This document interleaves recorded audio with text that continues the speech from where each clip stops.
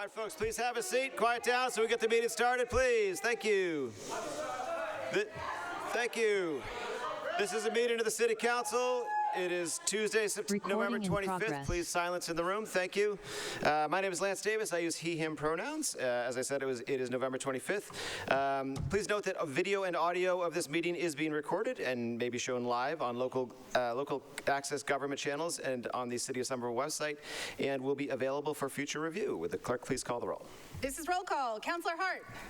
Present. Councillor Wilson. Present. Councillor Ewan-Campen. Here. Councillor Scott. Present. Councillor McLaughlin. Here. Councillor Burnley. Present. Councillor Said.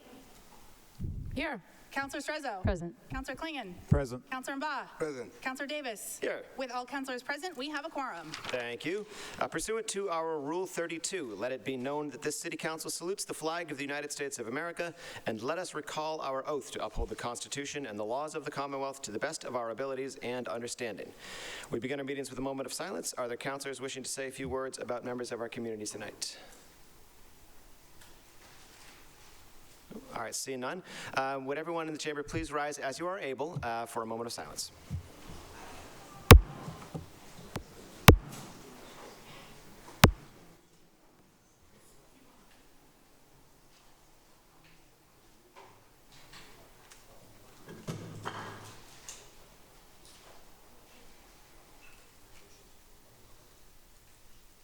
All right, thank you.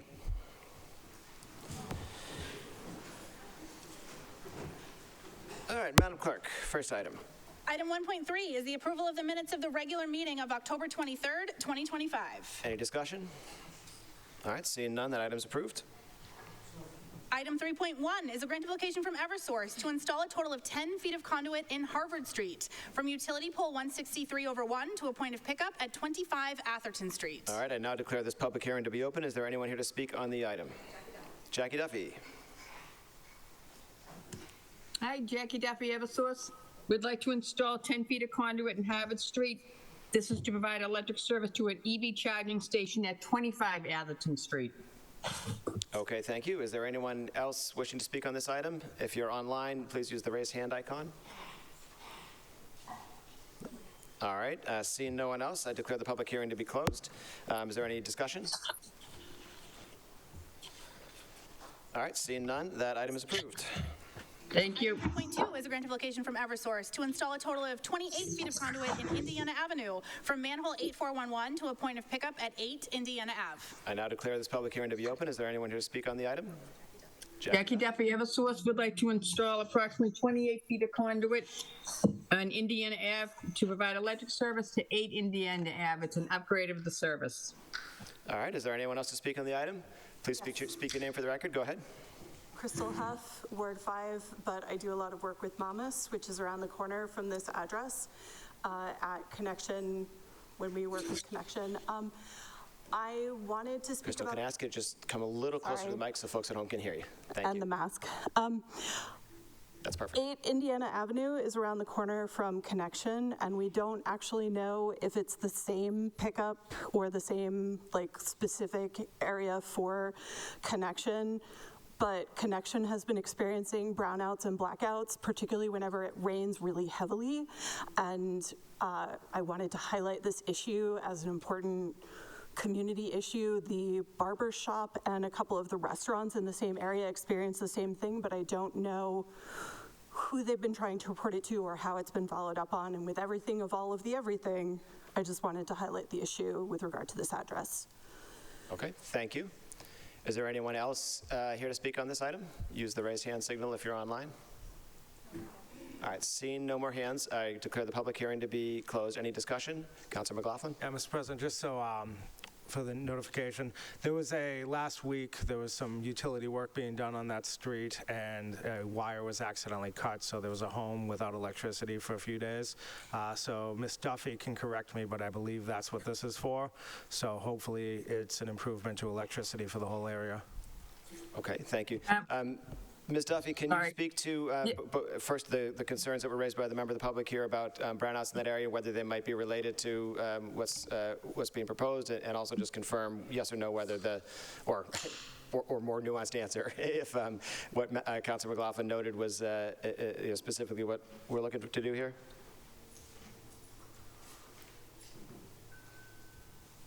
Can we get Jackie Duffy back in the chamber so we can hear her? It's causing the brownouts at the barber shop and Hey, everything. Jackie, sorry, we just got you back in the chamber. Would you mind starting your answer again? I apologize for that.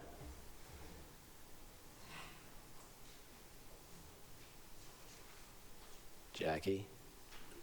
Yep. Can you hear? Yes, we can hear you. Could you repeat your answer, please? We didn't get it the first time. Can you hear me now? We can. Okay.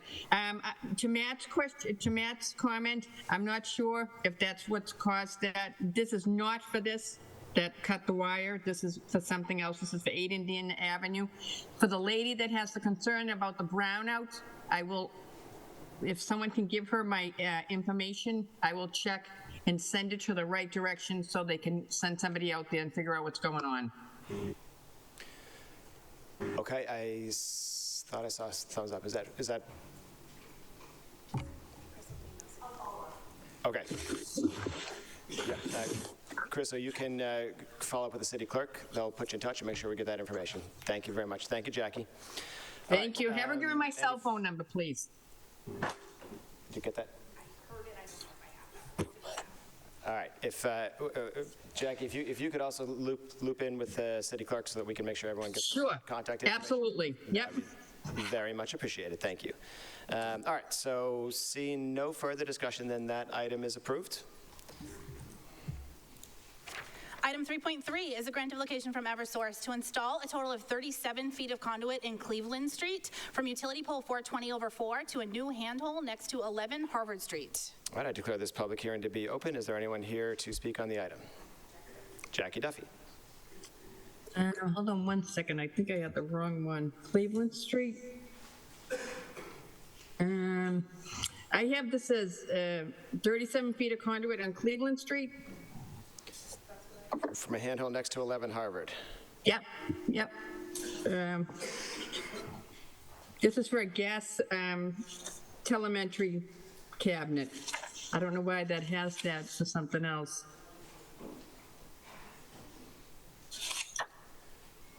Okay. Anyone else here to speak on that item? All right, no more hands. I declare the public hearing to be closed. Any discussion? All right, seeing none, that item is approved. Item 3.4 is a grant of location from Eversource to install a total of 38 feet of conduit in Warwick Street from utility pole 357/3 to a point of pickup at 16 Warwick Street. I declare this public hearing to be open. Is there anyone here to speak on the item? Jackie Duffy, Eversource would like to install 38 feet of conduit in Warwick Street to provide electric service to 16 Warwick Street, which will be 2 residential structures. Okay. Anyone else to speak on the item? Use the raised hands button if you're online. All right, no more hands. I declare the public hearing to be closed. Is there any discussion on the item? All right, seeing none, that item is approved. Item 3.5 is a grant of location from Eversource to install a total of 47 feet of conduit in Berkeley Street from utility pole 30/3 to a point of pickup at 24 Berkeley Street. I declare this public hearing to be open. Is there anyone here to speak on the item? Jackie Duffy, Eversource would like to install 47 feet of conduit in Berkeley Street to provide electric service to 27 Berkeley Street, which will be a 2-structure residential development. Okay, anyone else here to speak on the item? No more hands. Any discussion? Okay, seeing none, that item is approved. Item 3.6 is a grant of location from Eversource to install a total of 48 feet of conduit in Vernon Street from utility pole 152/9 to a point of pickup at 70 Vernon Street. I declare this public hearing to be open. Is there anyone here to speak on the item? Jackie Duffy, Eversource would like to install 48 feet of conduit to provide electric service to 70 Vernon Street. Okay, anyone else here to speak on the item? No more hands. Any discussion? All right, sorry, declare the public hearing to be closed. Any discussion? All right, seeing none, that item is approved. Item 3.7 is a grant of location from Eversource to install a total of 52 feet of conduit in Bolton Street from utility pole 378/1 to a point of pickup at 8 Bolton Street. I now declare this public hearing to be open. Is there anyone here to speak on the item? Jackie Duffy, Eversource would like to install 52 feet of conduit in Bolton Street to provide electric service to a new residential development at 8 Bolton Street. Okay, anyone else here to speak on the item? All right, seeing none, I declare the public hearing closed. Is there any discussion?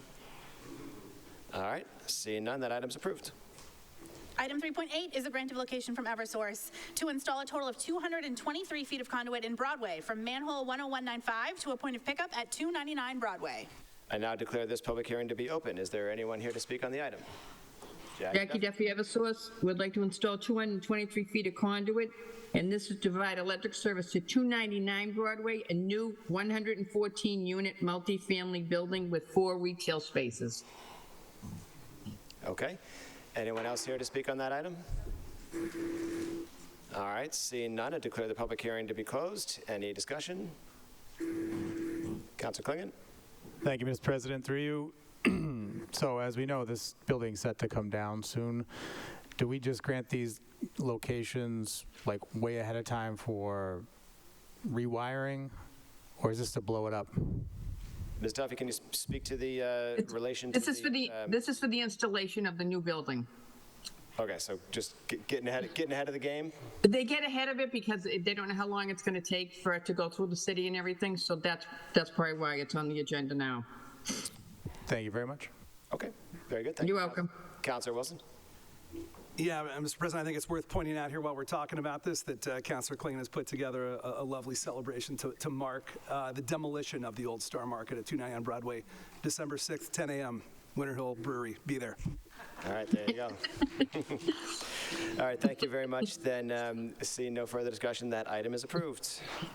Thank Right, you. so that Happy will bring us Thanksgiving, to, everybody. Thank you, Ms. Duffy. First item that we will take out of order, I'm going to go through the whole list here. I can put my glasses on so I can read.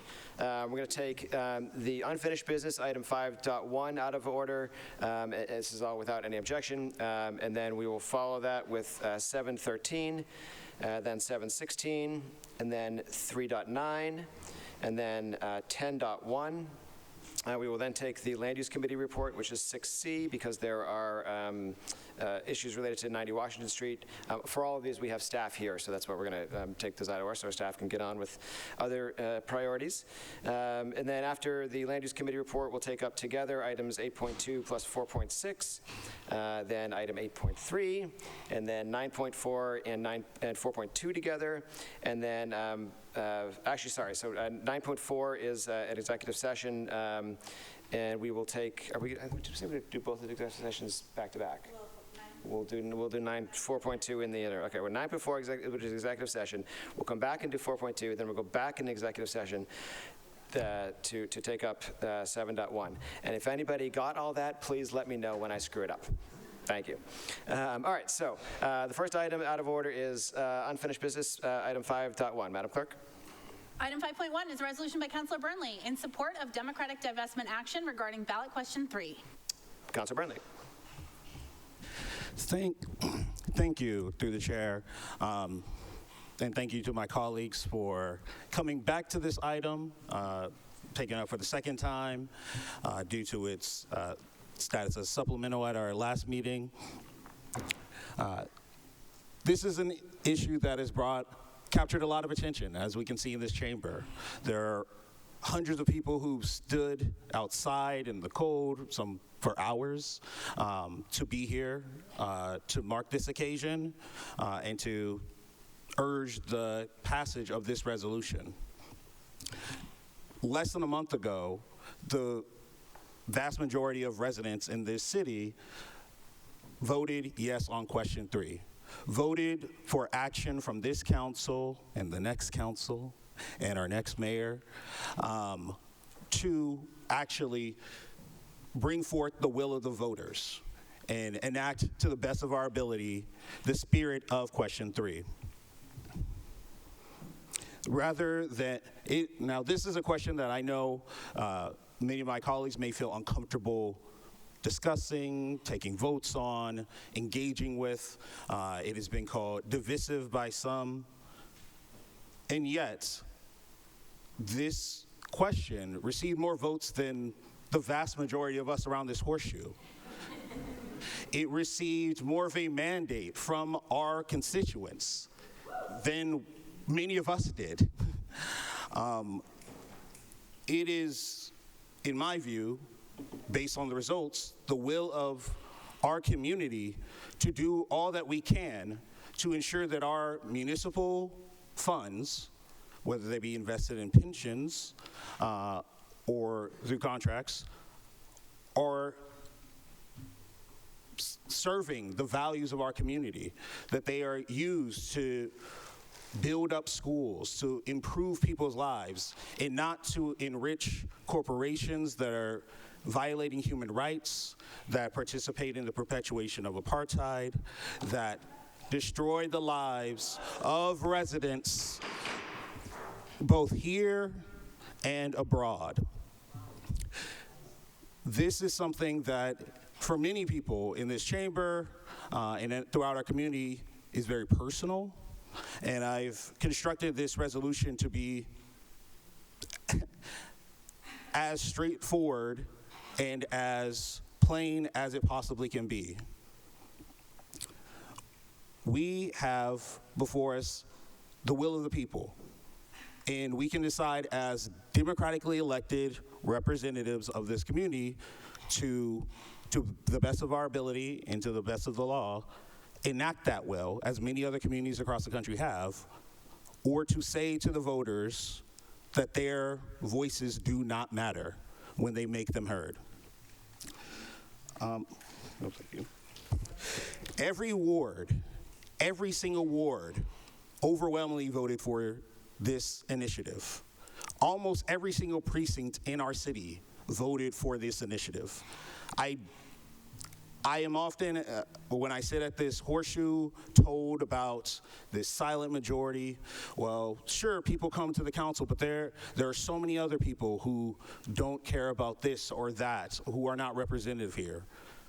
I don't think you can straightforwardly and honestly make that argument with an issue that was brought before the voters for many, many months and was voted on. We have the moral duty, in my view, to take action on this. And not only that, not only is it our duty, but we are being urged by future councilors, Council-elect Link and Wheeler, who are here, as many of you know, have sent letters to this council urging us to take action on this resolution tonight and committing themselves to do the work necessary when they are in office to actually see the will of the voters be done. I don't want to belabor the point. I think that we could debate the value of human lives, the actions of foreign governments, or even the action of our own government, which is, again, invested in a number of companies whose business model is perpetuated on putting a boot to the neck of the Palestinian people. So, rather than do that. Folks, Councilor Burnley, if I may. Yes. We've got a full room tonight. I know folks care a lot about this issue, but we're trying to conduct a meeting here. There are rules to this meeting. The councilors will speak, the audience will not, unless they're sponsored by members of the City Council. If that can't be agreed to, then we'll clear the room. Councilor Burnley, continue. Thank you, Chair. So, rather than engage in that debate, which I view as a fruitless debate for some, I urge this council to focus on Somerville by enacting the will of Somerville voters. And I would like to sponsor 2 Somerville voters and residents to speak to the urgency of this question. Firstly, I would like to sponsor Sarah Halawa to speak.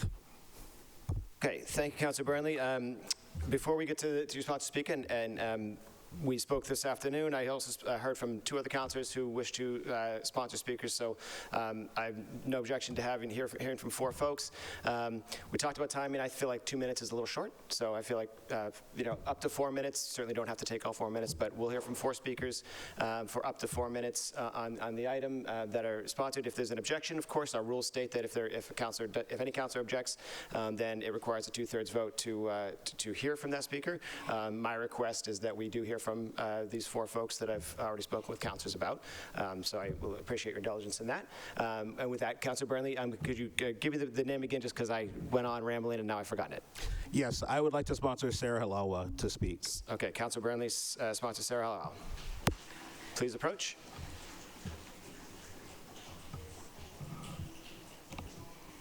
Would it be all right if they speak first? Through you, if I could swap the order of my speakers. Yeah, no problem. I would like to sponsor Mo Katz Christie to speak first. Oh, Katz Christie. There you go. Please introduce yourself just for the record. What did you say? Just name and address for the record, so we have it. And go right ahead. Okay. Yeah, my name is Mo Katz Christie. I live in Ward 6, 21 Cottage Ave. My pronouns are they, them. Hello, Somerville community. I grew up in the Somerville Jewish community. I was B'nai Mitzvah at Temple B'nai B'rith in Somerville, and I'm a part of the Boston Worker Circle, a Beth Revel Yiddish choir, the Kavod Spirituality Team, Minyan Zayit, and Havarat Shalom. Being a part of the Somerville Jewish community is essential to who I am. The movement for Palestinian liberation has brought together disparate parts of the Jewish community in Somerville. Over the past year, we have had countless conversations with members of Temple B'nai B'rith and Havarat Shalom, finding out where we hold shared beliefs and how relationships can help us release our fear and work for liberation. We hosted a liberatory Passover Seder with dozens of Somervillans, Palestinians, Jews, and countless others. The room was bursting with life. I think a lot about the generational trauma of genocide. I spend my days as an herbalist, helping folks regulate their bodies. I work with countless Ashkenazi Jews who, like myself, hold trauma from a genocide thousands of miles away and generations ago in our bodies. As I do this work, I wonder, how could this have been prevented? How many Somerville residents could have been spared the generational effects of starvation, of trauma, of a hypervigilant nervous system, of the fear that leads us to the erroneous belief that our safety is conditioned on the oppression of others. Now let me get specific about the trauma happening to people in Gaza and our part in it. Somerville's pension has over 1,000 shares in Lockheed Martin, the world's largest weapons company. Lockheed Martin has a particular missile called the Hellfire R9X with 6 rotating blades. Instead of exploding, the missile sends out these blades to cut through flesh and embed in folks' bodies. On November 9th, 2024, a Lockheed Martin-made Hellfire R9X missile hit journalists sitting near Al-Shifa Hospital, the largest hospital in Gaza, where thousands of Palestinians were seeking refuge in Gaza City. Somerville tax dollars were invested in embedding those sharpened blades into children's, journalists, and other sheltering Palestinian bodies. When this is all over, and if I hear one more interruption of any of these speakers, the room will be cleared, the speakers will be allowed to remain, and we will go on with this meeting. Enough. We are adults. Let's act that way. Please continue. When this is all over and Palestine is free, how many generations of Palestinians will carry this in their bodies? How much of that generational trauma is preventable? How much can you prevent today by following the will of your constituents and voting to take our Somerville tax dollars out of genocide? Refusing to support genocide is a shared Somerville value. More voters came out to the polls in Somerville to cast their ballots than in any mayoral election since 1981, and 11,599 residents voted yes. Liberation is a shared Jewish value. Jews are required to tell stories of liberation every year at our Passover Seders. We are required to pass these stories down from generation to generation until we are all free. In a time of doxing and countless people losing their jobs from speaking up about Palestine, Somerville Jews from both Somerville congregations and countless minyanim and local Jewish organizations have been publicly, bravely announcing their support of divestment along with our rabbis. Some people will tell you that opposing genocide is divisive and even anti-Semitic. Instead, we as a people know the lasting effects of trauma and are most suited to oppose the oppression of others. You have the chance to be elected officials who listen to the will of your constituents or to choose to disregard the will of your people. Choose the will of the people. Thank you.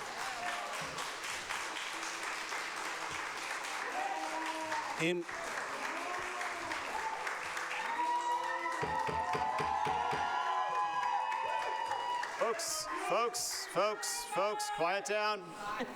Councilor Burnley. Thank you. Through the chair, I'd like to sponsor Sarah Halawa to speak next. Councilor Burnley would like to sponsor Sarah Halawa. Any objection? Seeing none, go right ahead.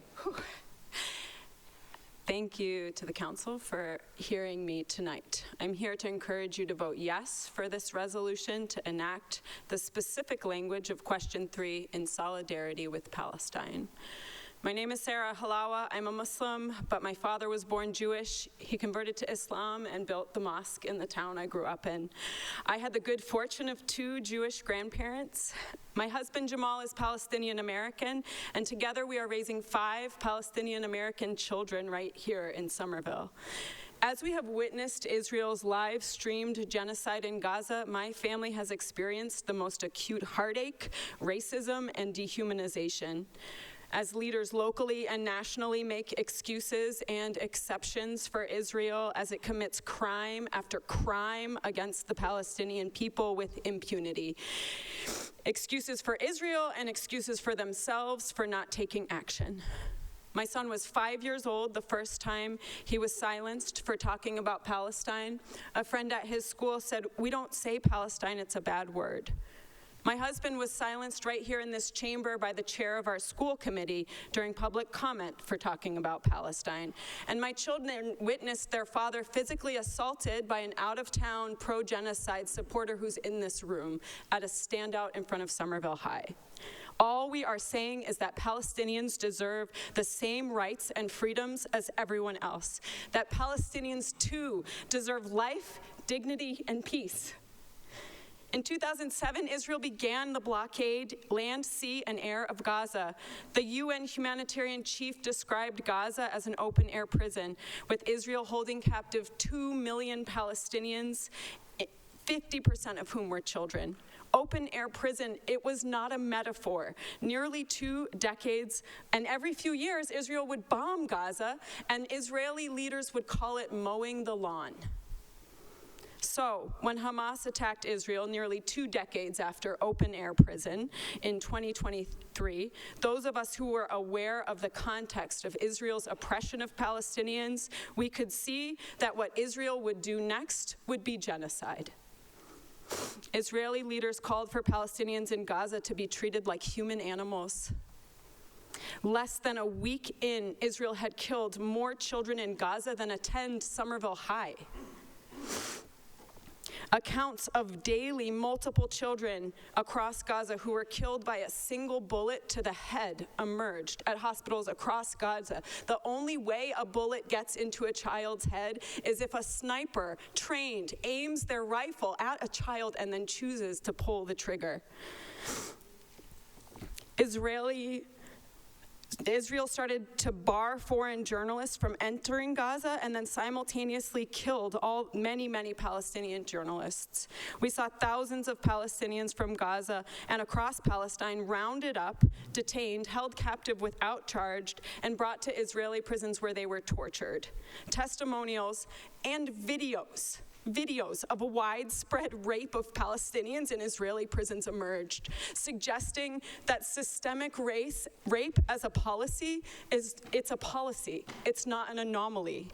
For 2 years, we watched Israel and Israelis block food from entering Gaza as images of emaciated children and adults emerged. People began to starve to death. And since the U.S. negotiated ceasefire, which Israel has broken 500 times, Israel has killed 340 Palestinians in Gaza. On and on and on, crime after crime after crime against Palestinians, apartheid, genocide, occupation across the land with no accountability. I swear I'm almost done. In Islam, there is a hadith, a saying of the Prophet Muhammad sallallahu alaihi wasallam. Whoever among you sees an injustice, let them change it with their hand. If they cannot, let them change it with their tongue. If they cannot, then change it with their heart through prayer. But this is the weakest of faith. Today before you, you have the opportunity to speak against injustice and commit to act against it too. This is what your constituents have directed you to do.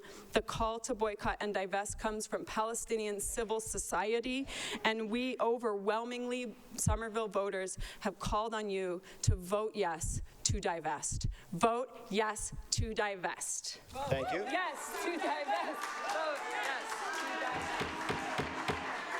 Please. Thank you. Other discussion? Councilor Shezza? Yes, I'd like to sponsor Sam Gechter.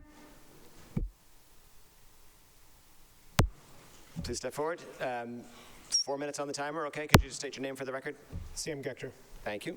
My name is Sam Gechter. My wife, Rabbi Alicia Gechter, and I have lived in Ward 3 for nearly 8 years. Together we founded Shalom Somerville, a grassroots coalition of people who live, work, and study in Somerville. Our goal is to build an inclusive, respectful, and civil community that is safe for Jews and Israelis, and where people with different viewpoints are able to listen to and learn from each other. We stand against anti-Semitism and against anti-Israeli hate. I also say unabashedly that I am a Zionist and that I stand against anti-Zionism, and I am going to tell you how I define Zionism. Zionism is the belief that Jews have the right to self-determination in our ancient homeland. And anti-Zionism is the belief that of all the peoples in the world, only Jews don't have the right to self-determination in their homeland. It is this anti-Semitism and anti-Israeli hate that I want to speak about tonight. Here we are at our 5th or 6th city council meeting within 2 years, where a significant amount of everyone's time and energy will be taken up with this issue to the detriment of other issues facing our city. Here we are again, despite a ceasefire that everyone had claimed to long for, and despite a new UN-approved peace plan, here we are debating this again. Here we are again, just talking about Israel and Palestine, and here is where we will stay until they have their way. Somerville for Palestine has promised that this is just the beginning. They have promised to keep coming back until things are resolved to their satisfaction. So my question is, what would satisfy them? What end state would have them call for an end to a boycott? I'll tell you what they have said when we have asked them. To them, the entirety of Israel, a sovereign nation and the only democracy in the Middle East, the entirety of it is occupied. Ending the occupation to them means the end of Israel. We have heard that in their speeches, and we have heard that from their canvassers during their campaign. They will not be satisfied until all of Israel, an ethno-state as they call it, is replaced by a new, different ethno-state, a Palestinian one. The movement here, and really every Israel boycott movement in the United States, is aligned with a larger set of organizations, including and especially the global boycott, divestment, and sanctions movement, the BDS movement. And they all share the express purpose of destroying the Jewish state of Israel. So my question is, if that were to happen, where then would those 8 million Jews go? Supporters of BDS have waved their hands and said, well, hopefully everyone can live together. That's a utopian pipe dream.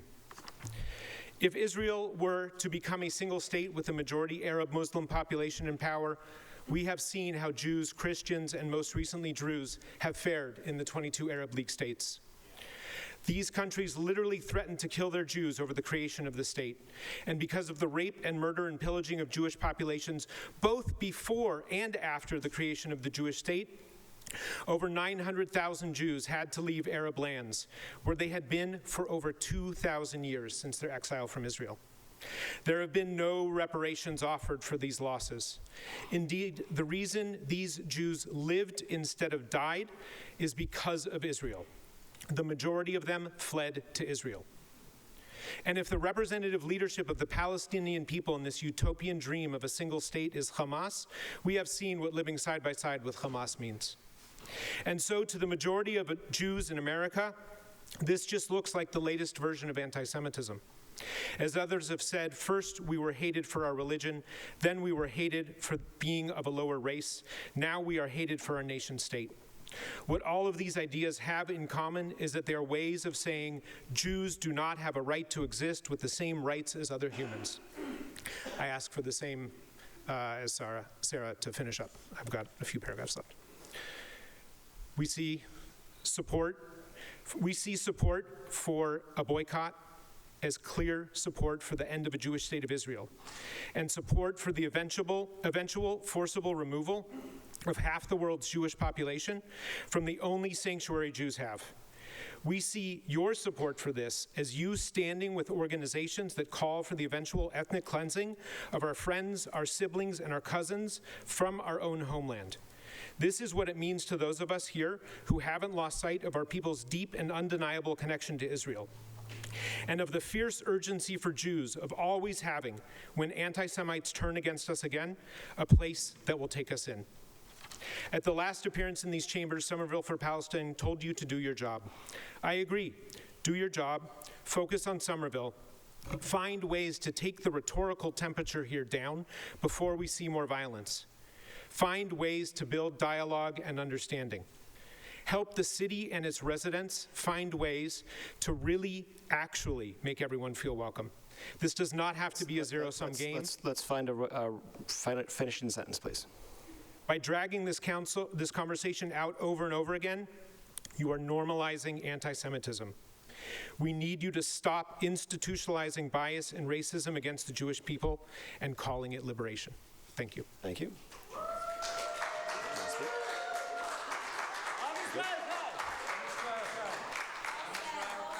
Councillor Ba. Thank you, Mr. President. I want to begin by acknowledging the tremendous activism, organizing, and heartfelt advocacy, that has gone into this measure. And while I did not support it initially, I have always believed that our responsibility as elected officials is to honor and implement the will of the voters. Somerville residents have spoken clearly and compassionately. They have expressed deep concern about the ongoing humanitarian crisis and a desire for our community to stand on the side of dignity, compassion, and justice. We have an obligation to respond to those concerns within the scope of what municipal government can do, and to do so with thoughtfulness and integrity. This resolution is a first step in that direction. It reflects the values of our community and our commitment to doing our part. For that reason, I will be supporting this resolution. However, at the heart of this resolution is also an understanding that we live in a democracy. We are beholden to the will of our constituents and have a responsibility to listen to them and make space for their ideas and concerns, even when these may not align with our own viewpoints. This is why today I'll be doing something unusual. I'll be sponsoring someone who is here to speak in opposition to this resolution, my friend Kate Ospis. She served 2 mayors as chair of Election Commission and personnel director. Chair, Kate, you have the floor, my friend. Thank you. I'm very grateful to...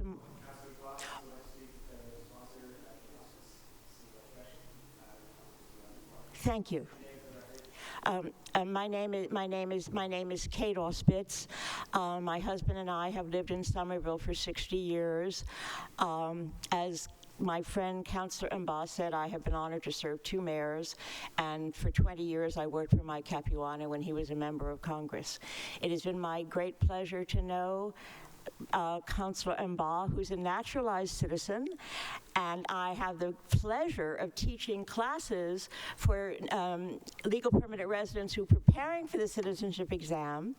And Councillor Mba often comes to our classes and encourages them to persevere and to register to vote and to continue running for office. And his inspiration is worth anything I could possibly say. So you're lucky to have him as a colleague. That said, as I say, we've lived in Somerville a long time. Both our grandsons, Jacob and Danny, have been bar mitzvah at Temple B'nai B'rith. I am a Jew and a Zionist, and we have many relatives in Israel. And as my friend Sam said, to be opposed to Zionism is a form of anti-Semitism. It gives permission to anti-Semitic acts, which we know are increasing, including murders in the United States. To be a Zionist does not mean one cannot criticize Israel or any particular Israeli politician or policy. In fact, the harshest critics of Benjamin Netanyahu are to be found in the Israeli parliament, the Knesset, where there are Arab members and two Arab parties, one Islamist and one secular. And in the Israeli press, which is very lively in many languages, including Arabic, which has one daily newspaper and two weekly newspapers, and that does not sound like apartheid to me. We all grieve for the sufferings of Gaza. It is terrible. But what did Hamas expect after the atrocities of October 7th and the taking of hostages? This was a deliberate provocation to subvert an ongoing peace process, and it obviously invited a forceful response. To my mind, BDS is political theater. It's part of the performative politics that is much too much with us now on both the left and the right. I believe it is, I think it's virtue signaling. I don't think it's policy. Divestment will not achieve anything. Question 3 will not achieve anything. The city solicitor in Somerville and at Medford have said that divesting in companies that do business with Israel is illegal, unenforceable, and discriminatory. I urge you not to carry on with it. As I say, I think it is pointless. It will not bring peace to the Middle East, but it will bring bitter division to Somerville. With respect, and I've discussed this with Councillor Mbal, I don't think you need to be bound to the will of the people. No, seriously, I mean this. You are a deliberative assembly. Edmund Burke, the great political philosopher, made the very strong case in his address to the electors of Bristol that you elect me not because it isn't practicable for all of you to assemble in Parliament in Westminster. We only have room for a couple hundred people. You elect me to exercise my judgment.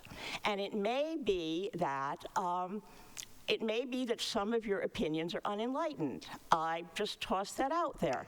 But I really do urge you to focus on Somerville. I plead with you to do nothing that will pit neighbor against neighbor in the city we all love. Thank you. Thank you.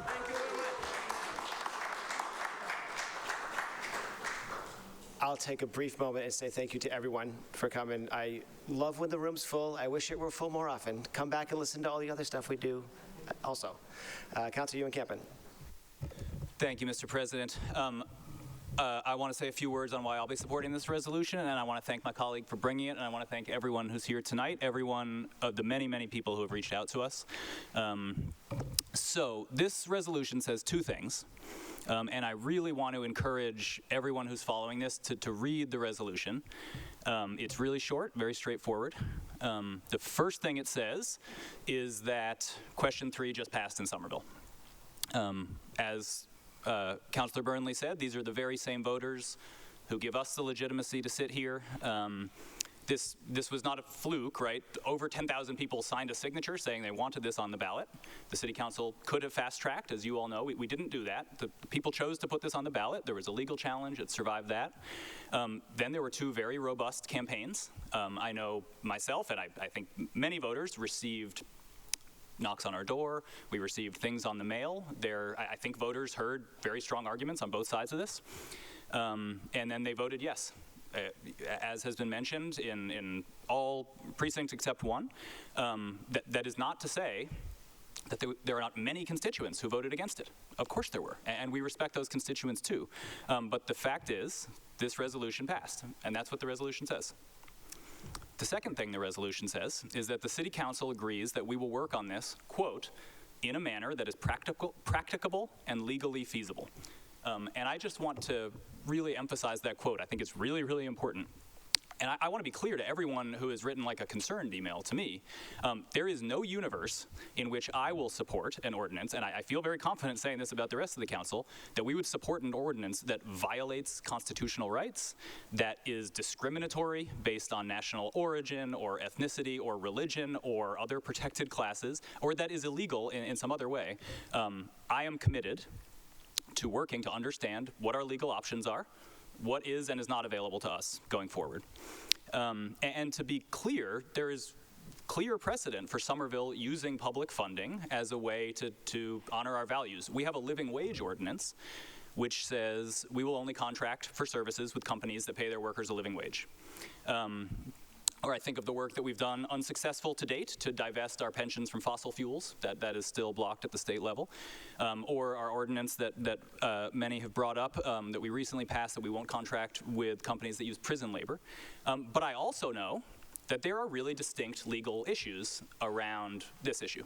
And I do not pretend to be an expert on them, and I don't think that they're the same as those examples I just mentioned. Obviously, we are going to be submitted to an incredible amount of scrutiny. So it is incumbent, I take it upon myself and all of our colleagues to make sure that we get it right. I am totally committed to doing so. So to me, this resolution says this question passed, and we are going to do everything we can legally and practicably to make progress on it. I think that both of those things are true, and with that, I move to approve. Mr. President, no. I would like to speak as well. Councilor Strezzo? Thank you. So And I Councilor think it's- Uekampen moves for approval of the item. Councilor Strezzo, on No, the I item? wish to speak on this item. The motion is on the table, yeah. Yes. So, first off, let's talk about the fact that I want to thank everyone for coming tonight and sharing your feelings. And I want to point out to the fact that this question on the ballot was marketed as non-binding. So let's fact check that right away. And for the most of you visiting Somerville tonight, welcome to our great city. For our Somerville residents who showed up tonight, it's good to see you again. Know I'm fighting hard for you every single day to ensure you're living your best life here. And I'm working hard to do the work as a city councilor within our 4 square miles of Somerville. And before anything else, I want to begin with gratitude because Somerville is a community that cares deeply, even when we disagree. We show up and we speak up. Our city has the potential to always be a place where every resident feels seen, valued, and safe. Yes, safe. All of us. Oh, silly. And I love our community. I love cherishing the spark inside each one of you and supporting your everyday lives. Some of you in this room, I've held your hands when your family members died. Some of you, I've cooked your meals when you were sick, and I was happy to do so, to help you. And I'll gladly do it again for so many of you out of love. That's community. That's what I fight for. This resolution before us, spawned by this question 3 ballot, however, works again our collaboration as a community. It is divisive. It focuses on a global quandary that has nothing to do with our Somerville. It's outside the roles as a municipal legislative body. And Jewish members of the community have stated that it makes us feel more targeted and more unsafe. That's not being inclusive. That's not everyone is welcome here. I would hope that this would be enough of an argument. But if it is not, let me legal version it. Targeting based on national origin is illegal, it's discrimination, and so is anti-Semitism. And I've heard horrible stories of the anti-Semitism inside Somerville. I've heard of an incident of a child crushed when grown-ups in a car shouted obscenities at them as they walked down the street. And the child's offense? The child carried a flag of their parents' homeland, which happened to be Israel. That's it. A child. That's discrimination against a national origin, wherever they come from. And the idea behind this resolution before us is a sleigh ride into normalizing that discrimination. I stepped up as a city councilor to ensure that everyone feels welcome here, that everyone feels supported, heard and responded, and not to be diminished. In Somerville, we are so strong together. And when we work together, we're unstoppable. I saw that so clearly when I was serving during the pandemic. So many of us rolled out our sewing machines to make masks, because remember, there was a time where we couldn't get masks. And some of us donated to the Somerville Cares Fund, and some of us delivered food to our doorsteps of our neighbors. Do you remember that? Do you remember that? Sometimes they did it on bikes. I remember that too, and that was cool. We are so strong when we are together in Somerville. And I would hope that standing together against hate would be something that we could all agree upon. Good policy ensures that no one gets left behind. And the concept of this resolution would. So I will not support it. What I will do is work to unite us. I will work with all faiths to make sure that we're making the Somerville we want to see for everyone, not just some of us. Thank you, Mr. President. Further discussion? Councilor Said? Thank you, Mr. President. Thank you, Councilor Burnley, for bringing this resolution forward. Thank you, everyone, for being here. The call for divestment in the Palestine solidarity question was supported by the majority of the people who voted during this past election. And as Councilor Owen-Kempen said, the ask in this resolution is to implement question 3 in a manner that is, quote, legally feasible. As one individual councilor, I strongly believe that I owe this to the voters. Listening to constituents' concerns and looking for ways to address their concerns is one of my job responsibilities as a councilor. In this case, fulfilling the majority of the voters' will regarding question 3 is not different from all the other work I do on this council. This one is especially important as this has to do with complicity in a genocide of thousands and thousands of Palestinians, mostly children and women. If there is anything in question 3 that we can legally implement as a city, then I see it as my duty to do that. This resolution is the first step to doing that. I will be voting in support of it. Councilor Hart? Thank you. I just wanted to share that this decision is really difficult for me. I appreciate everyone speaking tonight, and I've been talking to so many people in our community on many different sides of this issue, and I can really understand where a lot of different people are coming from in their positions on this. And as a brand new counselor, I am working hard to figure out how I can best represent the people of Somerville. And what I've learned in listening to so many people is that I have a lot more to learn. There's a lot I don't understand about the many facets of this resolution. And I'm not able to abstain, so I'll be voting no. Other discussion? Councilor McLaughlin? Thank you, Mr. President. I'm going to be supporting this for the reasons that Councilor Ewan-Campen, please, no one's going to be happy with me, don't worry. For the reasons Councilor Ewan-Campen stated, we're going to work on this. I think most people know what I want to spend my time working on, and it's the city of Somerville. It's the people here, the people that I see every day. We're going to work on this regardless of how I feel. So we're voting to work on this, to work on what the voters had passed, and do it in a practical and legally feasible way. I don't know if that's possible. We'll see. I do want to say one thing, though. When one of the speakers came up and spoke about bombs, of pension money going towards weapons, I may draw a pension someday from this city. I've been around that long. And I would not want my hard-earned retirement money going towards weapons anywhere against anybody. And it did really bother me when someone said they're dropping bombs. I hear someone say, good. It's like, that's not acceptable to me on either side. I want peace on both sides for this. I personally wouldn't want my money going there. This is the legally feasible part, that is the pension fund's responsibility. And we went through this with the fossil fuels a few years ago, something that I spearheaded on the council. We wanted to divest from fossil fuels. We were told explicitly we can't because we are all drawing money from the pension. So we cannot instruct the Somerville Pension Fund to do that. That is just one example. There's many more examples to come, but I just want to say that because it does, I want to work on peace in Somerville. I don't want my money going towards my personal money as an individual, going towards weapons anywhere. And that's why I'm supporting this tonight, and we'll see what happens in the coming months about anything that comes out of this. Okay. All right, seeing no further discussion, I guess we can roll call on that one. Indeed, Mr. President.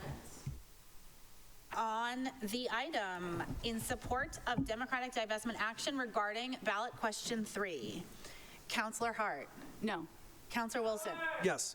Councillor Ewan-Campen. Yes. Councillor Scott. Yes. Councillor McLaughlin. Yes. Councillor Burnley. Aye. Councillor Said. Yes. Councillor Strezzo. No.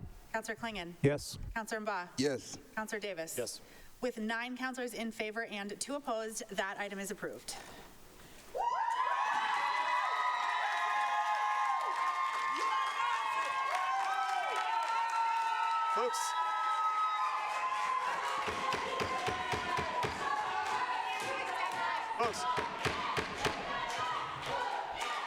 Folks, I welcome you to stay and watch the rest of the proceedings. If you'd like to leave the chamber, you're welcome to do that as well. We do lots of cool stuff here. Folks, we have work to do. We have a long agenda. We'll take a 3-minute recess while the room is cleared.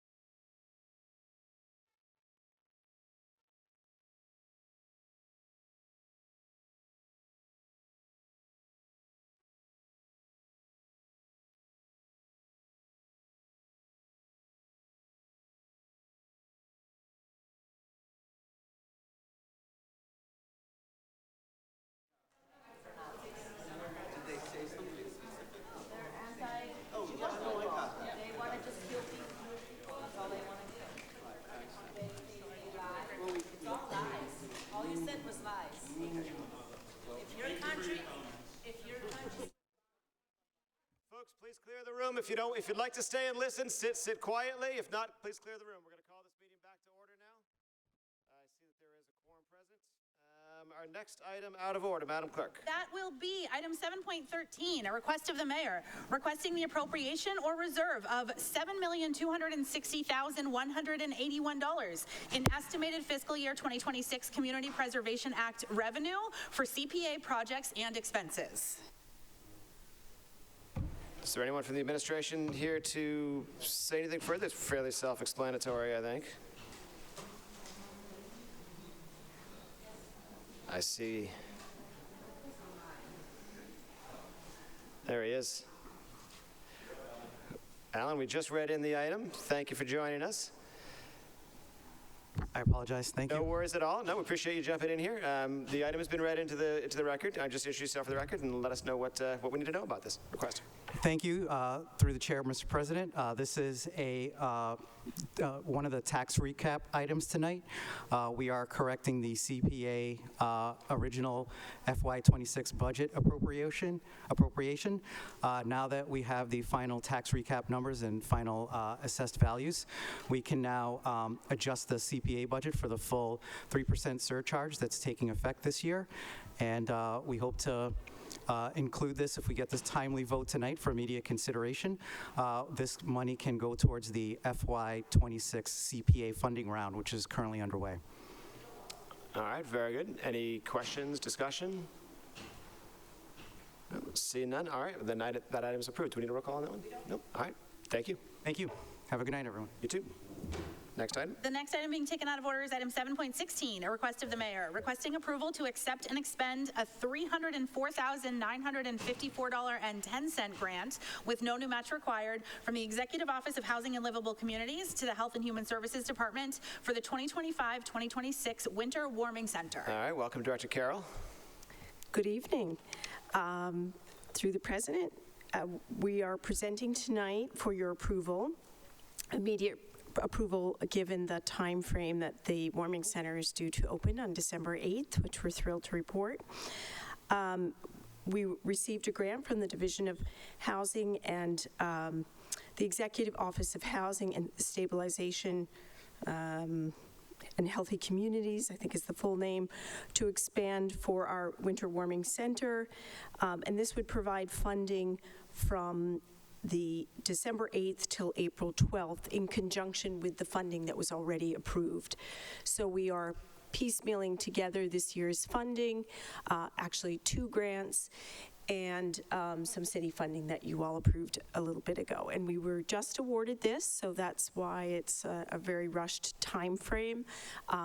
The state put out a grant for us, for communities to apply for in maybe late October. So it's a very tight timeline. We appreciate all of our colleagues who helped make this happen on a quick timeline, the grants office and everyone else. So we were awarded the grant. It's to cover essentially the operations after the first 4 weeks. So it would be early January through to the closing time in April for the main room of the warming center.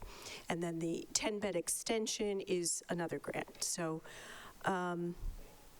if there are questions, I can answer them, or I don't want to get into too much detail. I know you have a very full agenda tonight, but happy to talk about any questions. Okay, thank you. Councilor Burnley. Thank you, through the chair. To the director, thank you for being here.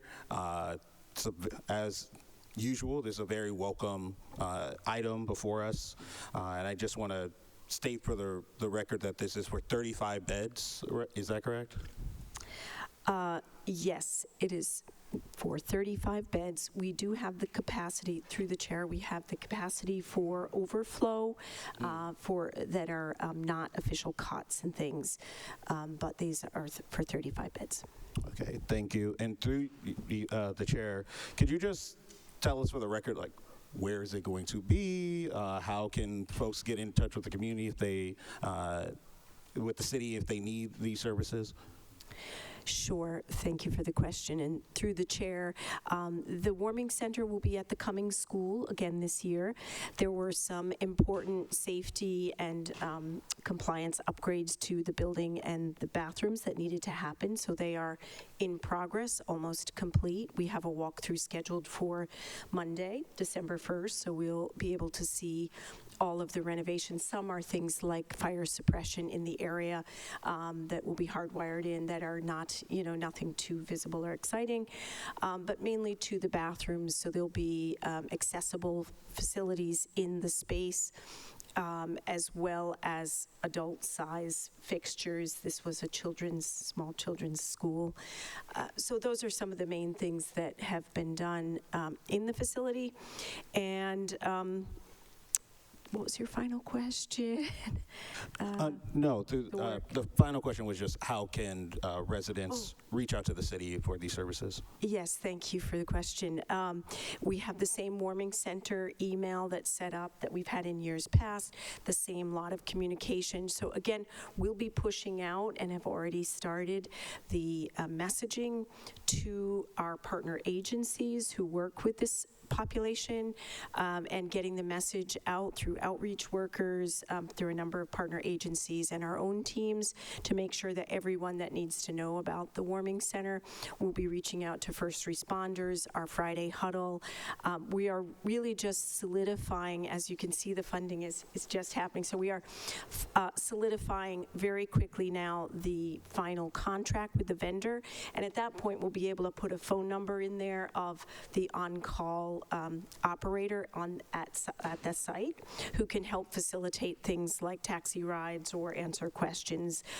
Should we be at capacity or they are at capacity, they'll facilitate transportation to another site. So once we have that phone number, we will push out all of those materials really quickly through all our channels as well as city website to make sure through 311 that people know about this service that will be opening. Thank you for that, and I have no further questions, but I just will state, again, for the public's amelioration, that email, if you want to reach out, is warmingcenter@somervillema.gov. The website is the number currently, you can call the Office of Housing Stability for that, and I just saw the website, which is, I think it's a warming center. Yeah, it has its own, yeah. At warming center Somerville is somerville.gov/warming center. Yeah. Mm-hmm. Okay, Councilor Gavin. Thank you, Mr. President. Through you, I'm extremely happy to see this. Congratulations on receiving the grant. And I also just want to take this opportunity to thank you and your staff through the President. As the ward counselor, obviously, I'm copied on a lot of emails that come in from abutters in particular, and I'm just really impressed by the way that the staff is able to work collaboratively with all the neighbors. I'm thrilled that this is not only coming back this year, but is going to be new and improved, and I'm very much looking forward to seeing it implemented this year. Thank you. Great. Okay, seeing no further discussion, that item is approved. Thank you. Wonderful, thank you. And that will return us to the regular order of business, Mr. President, which is item 3.9, an officer's communication from the Chief Assessor, presenting proposed fiscal year 2026 tax classifications and requesting the adoption of a minimum residential factor for fiscal year 2026 and acceptance of MGL Chapter 59, Section 5C, a residential exemption of 35% of average assessed value for owner-occupied properties.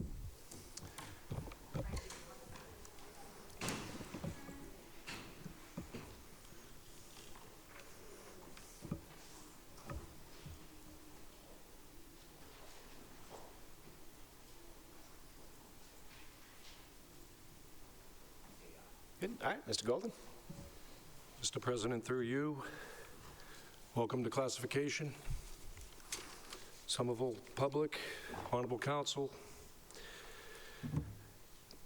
I have two motions to bring before you tonight. The first motion is that the City Council adopts a minimum residential factor of 82.816, the legal minimum for the City of Somerville for fiscal year 2026. The second motion is that the City Council accepts the provisions of Chapter 59, Section 5C, approving a residential exemption of 35% of the average assessed value for owner-occupied property in fiscal year 2026. The residential factor is basically a 1.75 shift from the single tax rate onto the commercial property in the city. That would be commercial, industrial, and personal property. When we shift at 1.75%, a single tax rate of 1083 becomes 1099, and a commercial rate comes to 1895. How we get at the minimum residential factor is when you take the shift percentages that the residential drops and the commercial gains. The residential new percentage would be 67,379. The commercial would be, the commercial would go from 18,641 to 32.621. When you divide the residential new percentage by the percentage when it's a straight rate, that gives you the 0.82816 that's before you today. The second motion for the residential exemption, you take all the residential parcels in the city and you divide it by the residential value. It gives you an average value in the city of $1,191,318. That's up roughly $60,000 from last year.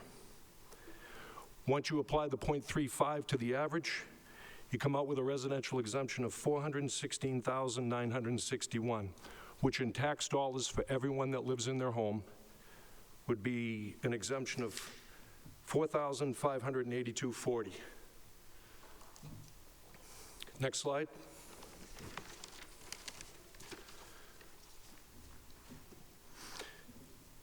The LA4 comparisons compares last year by use, changes in value for our single-family, condo, two-family, three-family, 2 buildings on 1 lot, which is a 109. Our apartments, 4 and greater units, our vacant land, our commercial, industrial, mixed-use residential and commercial, and personal property. This year, our single families went up 6.7% across the city. Condominiums went up 5.6%. Two families went up 4%. Three families, 8.1%. Residential buildings, residential lots with two or more buildings, 18.7%. That's kind of skewed because we had 9 new lots that had 2 buildings on them. So that can be a little confusing on why that percentage is so high. Apartments, 111 to 125, which is anything from 48 units and up, is down 9.3%. That is another skewed number, and the reason for that is we had 300 million plus apartment buildings have retail space on the first floor become stabilized, and they had to move from apartment to mixed use. So if you look at the mixed use, 012043, you can see the residential had a significant increase in value, 52.2% increase, and that's where that value went, which caused the 9% drop.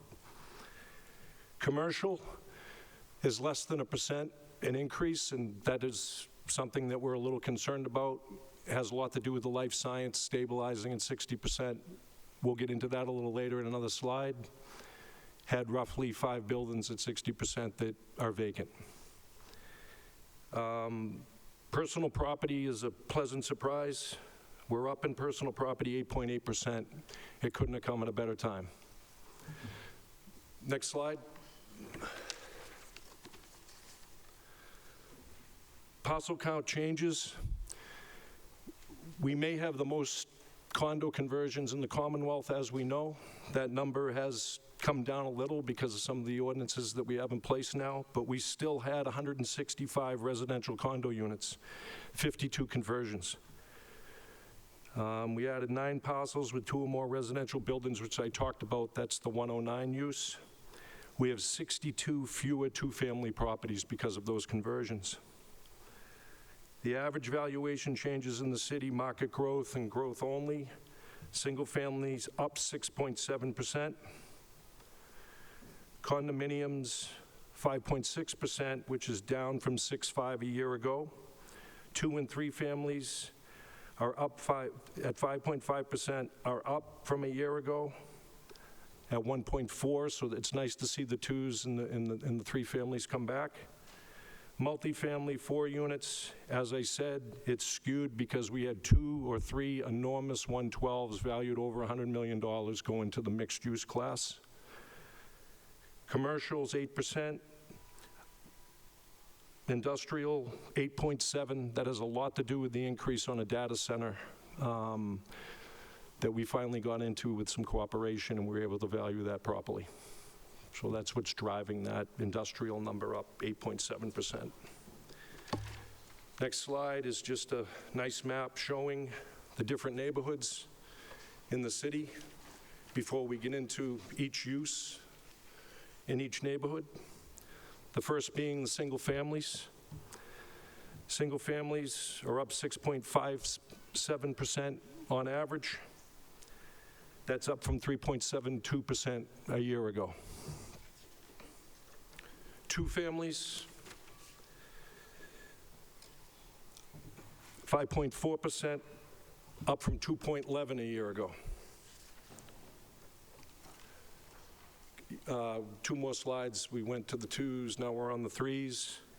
The threes were very healthy this year. We had a lot of strong sales in the market, 7.71% across the city. That's up from 2.07 a year ago. Condominium is our #1 class. It's down slightly, 3.18% increase from 3.5 a year ago. The FY26 new growth. This is one of the snapshots that I think is important for the council to take a look at. You can see how strong our residential new growth remains and will continue to provide the city with, 3 million annually is a very healthy number for the residential property. I commend my team on all the collections they're doing out there on permits from January 1 to about June 30th. Commercial, as we know, took a dip. Our growth went from 14 million a year ago to 7.8 this year, largely because the life science remains vacant, and there's a slide coming up that'll show that vacancy. Industrial, we had a nice spike with that data center, so that number's healthier than usual. Next year, I'm predicting that the number will go down some more and stabilize for a little while until we can get some commercial activity going again. Next slide shows 4 of the properties that contributed the most. Our flagship building, 250 Water, finally finished the final floor in the building, and that's what's driving that new growth there. Eversource Utilities Electric, very strong number this year. 70 Innerbelt is the data center. Healthy increase as well, and that building's not even functioning at, we're feeling it's about at 60%. 20 to 50 Prospect, we captured retail space on the first floor for the first time, along with the residential portion of that building going from about 85% to nearly 100 as of June 30th. So those are the 4 new growth leaders this year. Next slide. Life science, as we know, in the greater Boston area, we had about 16 million square feet a year ago that was vacant in our abutting communities. The appetite for life science is about 2 million a year, so you can kind of see what we're in and how hard it's going to be to get out of it. The fiscal year 26 market depreciated 20% across those various communities. We were fortunate that that number wasn't so high here. The life science market depreciation will absorb the new growth captured for another year. Our expert comes back, and we're right at the point where we're almost valuing the buildings with the money that they put in to build them.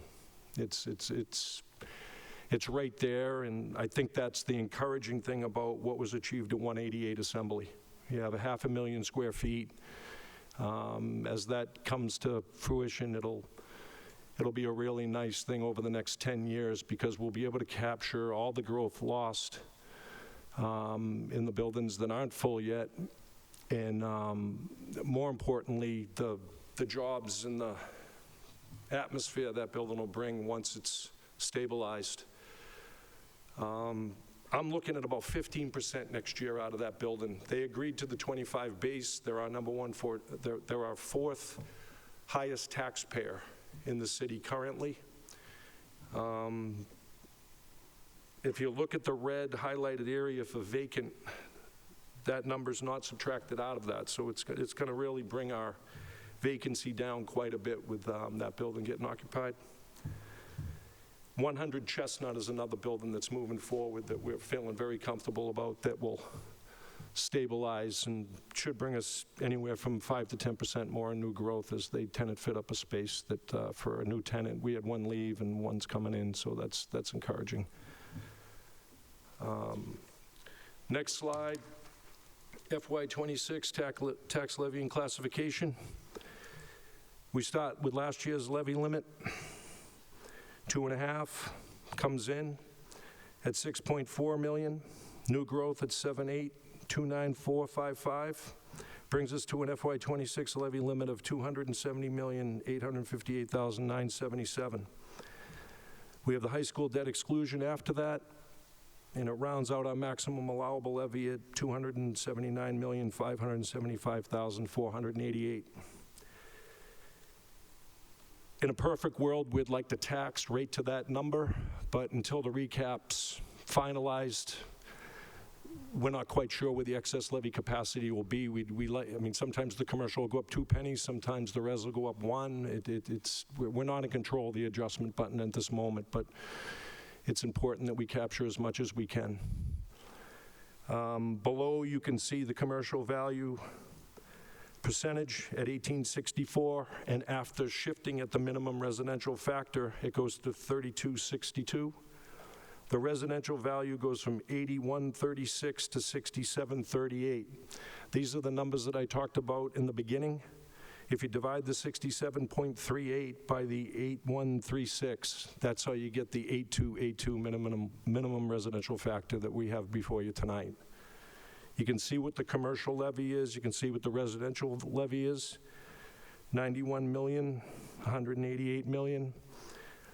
The res burden goes on to the commercial at about 39 million this year. If the commercial base was larger, we could pass more onto it, but it's capped at 0.75 in terms of what we can pass.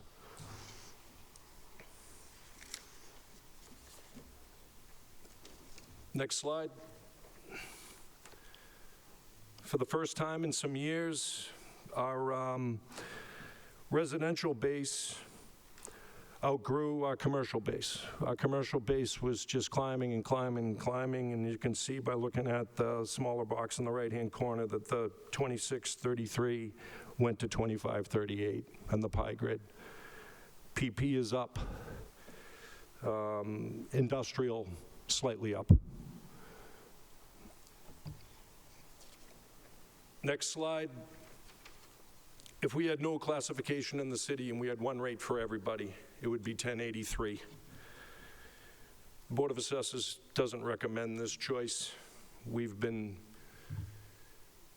using the minimum residential factor and the residential exemption for the past 12 years and shifting at 1.75% for 19 years. So option 1 is usually not a choice. Option 2, next page, is the classification with no residential exemption. As I said, the residential exemption has been voted by the Honorable Council for the last 12 years.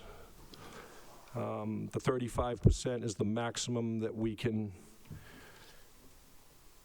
recommend. And I think if we go to the next slide, you'll see the differences if you look at the two groups and compare the uses. That with the residential exemption at 35%, the condos, the one families, the two families, and the three families have had a pretty stable increase over the years. Nothing alarming about the increases, and the fact that the high school's in that number is really amazing when you get right down to it. The next slide is the high school slide. You can see how the debt exclusion affects each use. Condominium's been pretty consistent over the years. There's a 3-year snapshot there. One family's up slightly. 2 family, it's been very consistent, a little up and down. 3 family,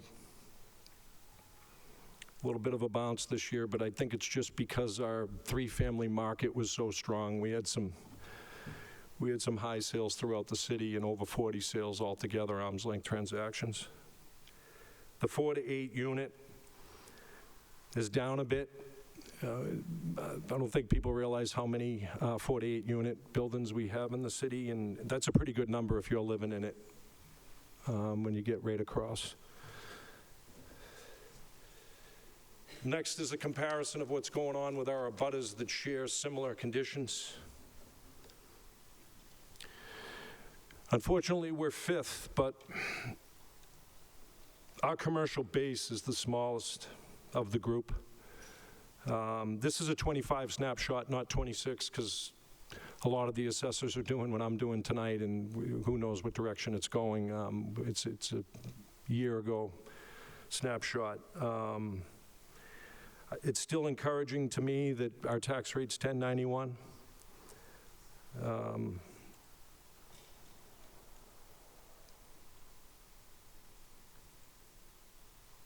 $8,027 on that average bill last year. That's a good number for being this close to Boston. Before the deputy assessor speaks to the exemptions, I can open the floor to any questions anyone may have. Any questions at this point? Still tabulating all the questions, I assume. So, go ahead. Yannicka? Hi, I'm the deputy assessor, and There you go. Thank you. We want everybody at home to be able to hear you as well. okay. So I'm the deputy assessor, and I'm here to give you a summary of the options we have to reduce real estate taxes for our residents. So we have some personal exemptions that we offer. And on the slide, you can see an overview of them and kind of what the qualifications are. Beg your pardon, can I ask you to try and get into the mic? Just because it's okay, not sorry. picking up your voice, and I want people to be able to hear you. Thank you. So you can see on the slide an overview of the personal exemptions that we offer. And there are asset limits and income qualifications. Unfortunately, we can't set those limits ourselves. That's the state. So we're just dependent on that. We can't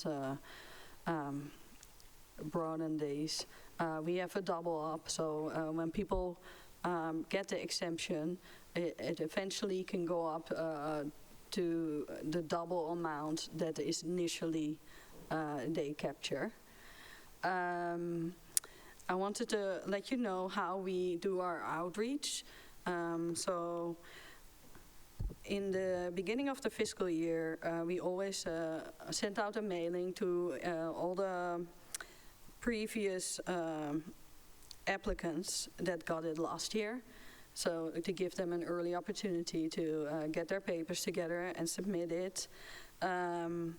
We have, of course, everything online as well, and in all the most used languages in Somerville. And then we also have a tax update that's about a tax update newsletter, and that's about to go out again with the third quarter bill. And that goes out to all our residential property owners. And then for the rest, I just wanted to take this opportunity that we are always, you can reach at our office through email or give us a call, and there are several people in the office that speak more than one language. So we try to be as accessible as possible. Yeah, so this is kind of it for the summary. Just want to mention that the total amount of personal exemptions we give out is a little bit down. but I think that has more to do with our senior population. And then there is also, we also offer the CPA exemption for seniors and for low income. And we see that that's a little bit up, but that's a very small exemption and it's only on the surcharge. Okay? Does anyone have questions?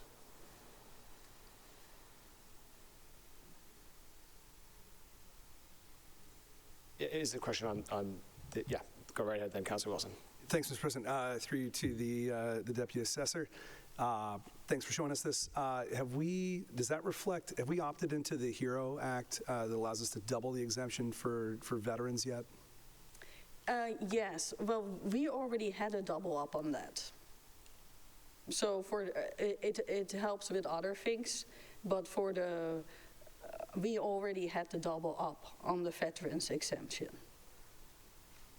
Through the President, so as I understand it, we don't need to opt into the HERO Act that would double that? You're saying that we have that already in I Somerville? believe we did opt in, but I stand to be corrected, but the HERO Act has more consequences than just the double up, through the chair. It also has consequences for excise, so it gives a more broader exemption. And I think the proof of being a veteran and your disability changed a little bit. You know, it's easier because often they can just show a more simple proof, but I have to check that with my staff. But the double up we already had. President, I'd be interested in looking into the full impacts and whether it makes sense for us to opt in fully to the HERO Act just because of the full ramifications of it. All right, we'll look into, through the chair, we'll look into that. Other questions on this presentation? Okay, seeing none, then we will open the public hearing. So for tax classification, we have a public hearing. So any members of the public wishing to speak on the item before us? Seeing no one in the room jumping up. Anyone online?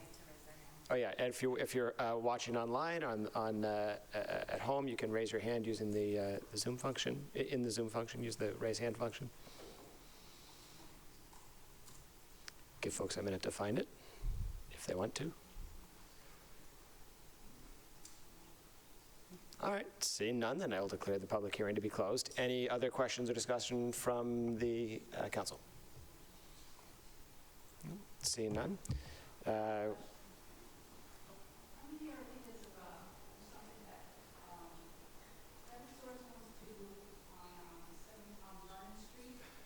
Okay, so, ma'am, yeah, so those public hearings did happen at the beginning, but what I'll ask is if you could, I understand. So what we'll do, I understand. So what we'll do is if you could, okay. This is the, which item was it? Which street? That's what we're going to do. I just want to make sure. 3-6. All right, so here's what we're going to do, ma'am. We have the item before us now. After we finish this item, I will entertain a motion to reconsider that one, and we can open it back up. All right? So for the moment, we're going to all right, tell you what. Let me finish this item, and then I'll ask for anyone that we need to, that we're not here at the outset for those hearings. I'm happy to open the items back up for discussion. So the public hearing on the tax item is closed. Do we need a roll call on that, or we? It's two separate motions, right? My mother speaks Portuguese and writes Portuguese. Okay. They sent her a letter that says Ma'am, and I noticed someone here got Tuesday, November 25th, so they trying to, that something was wrong. Okay. Something really weird. My mom got the wrong date and date, okay? and everybody else got the. So, ma'am, if I could ask you, we want to make sure I give you the chance to speak. We want to hear this, but that's not the item that's before us. As I just said, we're going to go back to that item so we can hear your concerns. Okay? Please let us finish the business here on the item that is before us, and then we'll go back to we will entertain a motion to reconsider the item that you noted. Do we just do a roll call vote? Do not need a roll call vote. Okay, so seeing no objection, then that item is approved. There's two separate that were stated at the outset, just to remind folks. Clerk is going to put them back on the screen so folks can remember.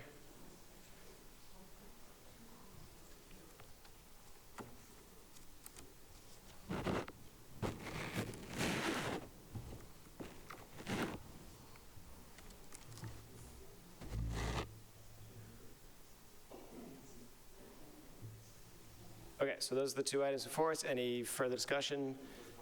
Councilor Ba? Thank you, Mr. President. To Dr. Golden, good to see you. Thank you for your work. I think on one of the slides, maybe like 12 or so, you had like different percentages for the lab buildings, like some were 60, 57, 50, like. Yeah. Yeah, why was, I thought. Mr. President, through you, can you just go back to that slide? I'll explain this more. Maybe 12 or something, I'm not sure. Yeah, keep going. Keep going. It's slide 12. Yes, thank you. Yes, yeah. So, you know, why is there like variation for like the various percentages? Like 10 Prospect, hold on one second, let me put my glasses.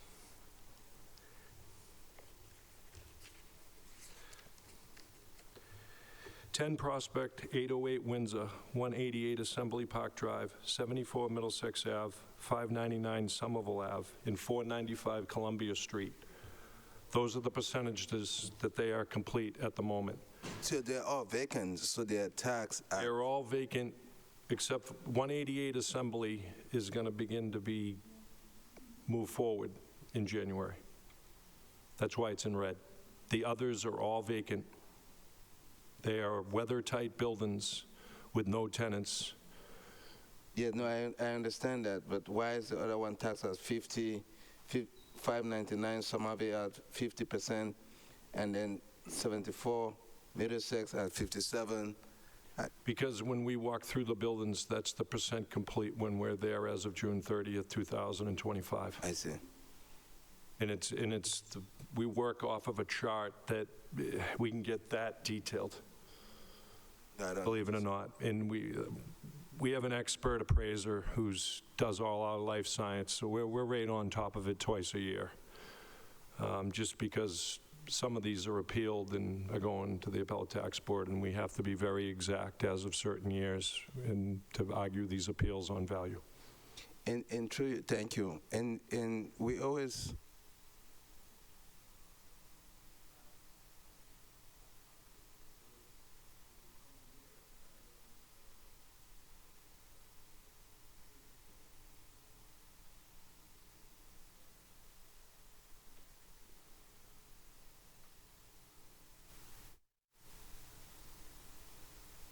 That's correct. I've been here 9 years, and we went to the top of the mountain, and we're regressing now. And we're going to regress a little further, and we're going to do everything we can as a team to get these buildings to have tenants in them and be successful. That's the goal. 188 is a perfect example of the city doing the right thing and realizing that we can get folks into these buildings and move forward. It may not come as fast as we like, but over the 10-year period, we will capture the growth necessary at 188 that we would have liked to have gotten in a 3-year period. But unfortunately, the market's saturated, and we're not alone. Cambridge, Watertown, Boston, we're all in this fight together, and I think you're going to hear the word TIF quite a bit to fill these buildings. It's just where we're at.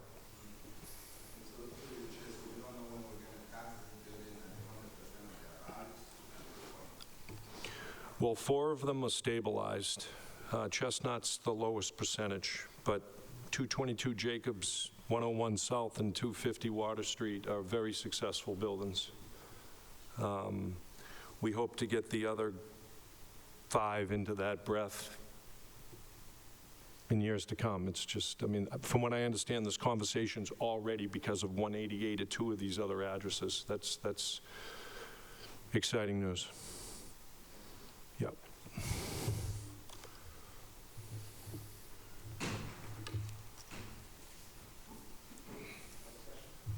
The discussion? No? All right. Then seeing no objection, those items are approved. Now, I'm trying to use my little calculator here to confirm which ward 70 Vernon is in, but it's the we'll look up tool is not working. It is 5? Okay. All right. So Councilor Site moves to reconsider items 3.6. Would folks like to reconsider that? Would anyone not like to reconsider that item? See no objection. That item is now back before us. Very well. Madam Clerk. That is item 3.6, a grant of location from Eversource to install a total of 48 feet of conduit in Vernon Street from utility pole 152/9 to a point of pickup at 70 Vernon Street. Okay. I'm going to reopen the public hearing then, for the reason being that members who cared to speak, or members of the public who wish to speak at that meeting were not able to access the chambers when it was opened earlier. So we will now reopen the public hearing. If folks would like to come speak on the item, ma'am, please step forward. Just provide your name and address, and you can speak to the item. Yes, my name is Elena Vicenti. My name is Elena Vicenti, and I live at 74 Vernon Street in Somerville, Mass. There's a building which Barbosa just bought. They're building there a 3-family, a condominium, 3-story condominium. My mom has a very wonderful property that everybody wants to grasp at. And this thing here with the pole, coming next to the house, and it's a 48 feet conduit. I actually looked that up. I'm not interested, my mom's not interested in having anything in front of our house or anything touched around the property. Because as I read into it, there's like little things that they can get in there and sneak a little piece of the land or everything. And I also made a recording of the people who purchased the property next. The guy was trying to take 3 feet into my mother's yard. And I said, what are you talking about? He says, your house doesn't have documents. And they used to belong to Joe, the famous guitar player there, whatever. You know, we have everything, you know? The measurement and everything like that. And he said, we measured every single house, and every single house has so many feet, and we're gonna take 3 from here and 3. I said, you gotta be kidding me, no, hell no. So, and also, in the paperwork that I got, it said Thursday, November 25th on my mother's letter. And everybody else got Tuesday, November 25th. So what's the deal? They're trying to take my mother's house, it's not happening. My mother and father worked too hard for it. When Joe was next door, the fire truck there, everybody knew each other. And before Joe, the other guy, they left it to Joe. No one's gonna take my mother. I know my mother lives in the perfect place. They ran off everybody that I went to high school with. Nobody that I grew up with is here. And I don't want, my thing is no on that Eversource near my house. I don't care where the hell you put the post, but you're not putting it near my house. And I talk like this because I'm from Somerville original, so I can't help it. But nah, that's not happening. I don't know what else to say. And I also made a copy of what they sent everybody else and what they sent my mother. There's a lot of things that they've been doing, it's just too sneaky. My mother lives in prime location. You can build 6 apartment buildings in that spot, especially on my mother's yard. She even gave Joe a little bit of something, but we're not giving that to nobody that's building there right now. When Joe was there, we allowed Joe to use a little bit of the flower pot. We kept it clean, but they're not gonna use it now. No way. No. Okay, thank you. Is there anyone else in the chamber that would like to speak on this item? Is it on the Vernon Street issue? Okay, then after we finish this, we'll ask you which one it's on, and we'll take that one up as well. Councilor Say, so I'll declare the public. So is there anyone else in the chamber that would like to speak on the item? Anyone else online? We have a hand online? I do. Okay. Tyler Barbosa. Hi, can you hear me? I'm yes, we Tyler can. Barbosa, and I'm here with my grandmother. We're just right here to reinforce that we are saying no to Eversource applying for grant of location, because under reading the law of grant of location is us relinquishing 48 feet of our property to the neighbor. And again, my grandma has said no to the construction, no to any damage being done within our property, and we will deny any moving forward if you continue to pursue doing so, because the property already had electrical poles and systems in place, and they have enough space within their own property and in the back to do so.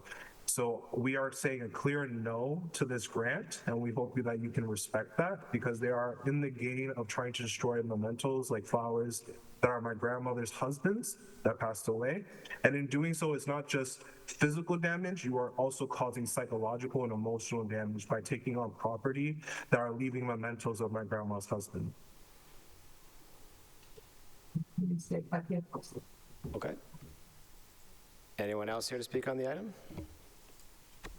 Or online? Okay, I will declare the public hearing to be closed. Councillor Said? Mr. President, I was just going to ask if we can take up 3.4 after this item. Councillor Ewan Kippen? Mr. President, just a suggestion. Oftentimes when an issue arises with one of these requests, it can be helpful to send them to Licenses and Permits Committee, and then we can get representatives from the utility company in the same room with the abutters and get questions answered face-to-face.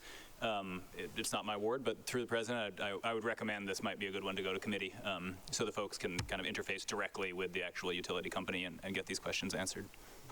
Councillor Scott? Councilor Ewan Campen was sharing a brain with me, Councilor Davis. Also, it sounds like there might be multiple issues here not related to the utility grant. So I'd be supportive of sending it to committee as well, as it pertains to reconsideration. I thought exactly. Councillor Said, did I see your hand go up then or no? I want to make sure I didn't see your hand go up to speak. All right, I agree, so yeah. So I think we'll send this one to committee. Councillor Said, I assume if you want to touch base with the constituents to make sure they're looped in on the process, and licenses and permits. Councillor Burnley, was that just a yes, I'll take it in the committee? Through the chair, yes, right. Mostly. I was going to say, happy to take this up in committee. I do want to note, these are butters, these are neighbors of mine. I am not in a butter, but I am quite close to Vernon Street, and I see them quite often. I just made sure to check that I'm not within 300 feet of this, but happy to talk through this and to help coordinate with any communication if necessary. Okay, very well. Yes, Councillor Said. Mr. President, are we asking the constituent to just show up to the meeting of licenses and permit, or can the constituent speak to item 3.4 right now, since they've been waiting? So right now, 3.6 is before us. Okay. Okay. Oh, that's going to be sent to licenses and permits. That's the process to allowing that conversation to go, because that way the representatives from the utility can be there as well. You may facilitate some back and forth in the interim, of course, that's your prerogative. Sometimes that helps, but certainly our formal process is to send it to committee so that we can have a further discussion on it, certainly make sure that these concerns are heard and addressed in whatever way they can be. So that'll be the disposition of 3.6. For the license and permits, yep. And then Councillor Slate would like to move for reconsideration of item 3.4. Is there any objection to reconsideration? Seeing none, that item is now back before us. We read that one back. And that is item 3.4, a grant of location from Eversource to install a total of 38 feet of conduit in Warwick Street from utility pole 357/3 to a point of pickup at 16 Warwick Street. All right, I'm going to reopen the public hearing on this one for the reason being that the member of the public who came to speak on the item this evening was not able to get into the chamber due to it being full when the item was first read. So that public hearing is reopened. Is there anyone here in the chamber that wishes to speak on the item? Sir, please. My name is Matthew Penny. I live at 19 Warwick Street. that telephone pole You is just state your name again. I was talking over you. I apologize. Matthew Penny. This evening, I got this notice in the mail on Thursday. I didn't understand why they want to do this, so I called Eversource. They assured me that there'd be representatives here tonight to answer my questions. When I stood outside in line, I told the police I needed to be in the meeting. They assured me those items won't be taken up until after the protesters leave or whatever was going on. So I waited, and I called my wife and said, get on Zoom, because the police said, get on Zoom. You can go home and get on Zoom. But you can't, because the meeting already started. So I hope this item hasn't been decided on, because I don't see anyone from Eversource here to answer my questions. And I have questions. And I guess I don't know, how does this work? Has the item already been voted on? So right now we were in a public hearing. I can speak to your questions after the public hearing's over, so hold on for a moment. Is there anyone else in the chamber here to speak on the item? Anyone online? Use the raise hand icon. Okay, I declare the public hearing to be closed. I apologize, sir, that you were not able to access the room. There was a representative from Eversource here when the item was first called. It is now back before us, so it has now not been decided. Okay. What we did a moment ago was to reconsider it. So it's now back before us, and we will now decide what to do. I suspect we'll likely send this one to committee as well, where we can then get the representatives from the utility there, hear your concerns, and have a full conversation. But I'll open it up to members of the council if there's any discussion. No? Okay. This one is also in Ward 5, I think, Councillor Said. I was communicating with the other constituent there. So this will go to licenses and permits. In the interim, I would recommend that you connect with the ward councilor who's speaking with your other Ward 5 neighbor there at the moment, and to get information. Councillor Said, I'm just noting that we'll send this. This is also in Ward 5, so we'll send this one to licenses and permits as well. If you want to, help facilitate any conversation beforehand, by all means, but we'll make sure that Eversource is there, and that is the process. That's the forum we have for if there's any questions, any concerns. We don't do it at city council level. We send it to committee so you all can have a full conversation, make sure that your concerns are heard and hopefully addressed. I saw Councillor Klingon. Through you, Mr. President. I'm just wondering, to the chair of license and permits, I can't recall off the top of my head if there is one more meeting on the calendar. I know that our last meeting of the year is the 11th of December. So just so that folks know that are going to attend that meeting, it should be happening within the next week and a half. So and it'll be by Zoom.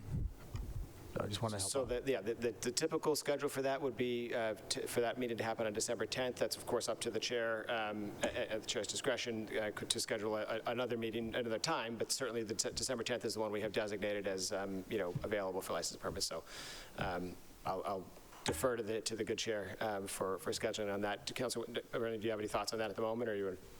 I just want to reconfirm through you that I do have a meeting scheduled for December 10th at 6 p.m., which will be remote on Zoom, so you can log in from home, and we will make sure the clerks will make sure to contact Eversource to ensure that they are present to answer these questions, and I will be hopefully facilitating a thoughtful and kind but thorough discussion, if that is to everyone's liking. Thank you. Okay, so I'll seeing as I'm here, a Zoom meeting to me is not the way I like to go to a meeting. I like to be in person, but if that's not possible, I guess that's not possible. It says here that Eversource is applying for a grant location to install approximately 38 feet. You said that. Why?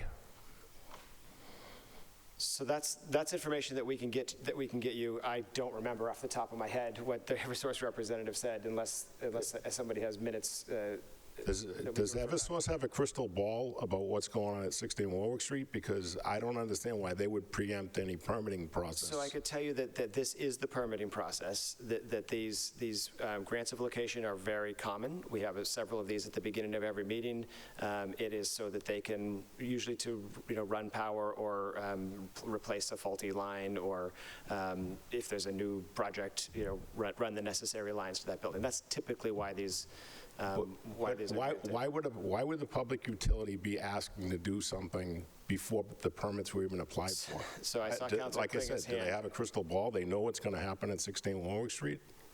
Councilor Klingen, I saw your hand. Did you want to speak to that specifically? I'm happy. Yeah, Mr. President, through you, similar to the question around 299, which hasn't even been demolished yet. They're already, they try to get ahead of the game. But I do understand the residents' concern if there is plans in place that are not, yet made public. I think he just wants to know what's going on in his neighborhood, and this is kind of an indicator as to something's going on and what. So I don't know that Eversource would have the answer to that question, but I definitely think that they would be able to tell you. I don't think they're asking for a new pole. They're just asking for a new line to the thing. But ultimately, that would be a question probably for the planning department. So. Yeah, I mean, so I think, the good chair will make sure that the proper necessary folks are there. If there is someone else in the administration that can speak to any plans there, I think that.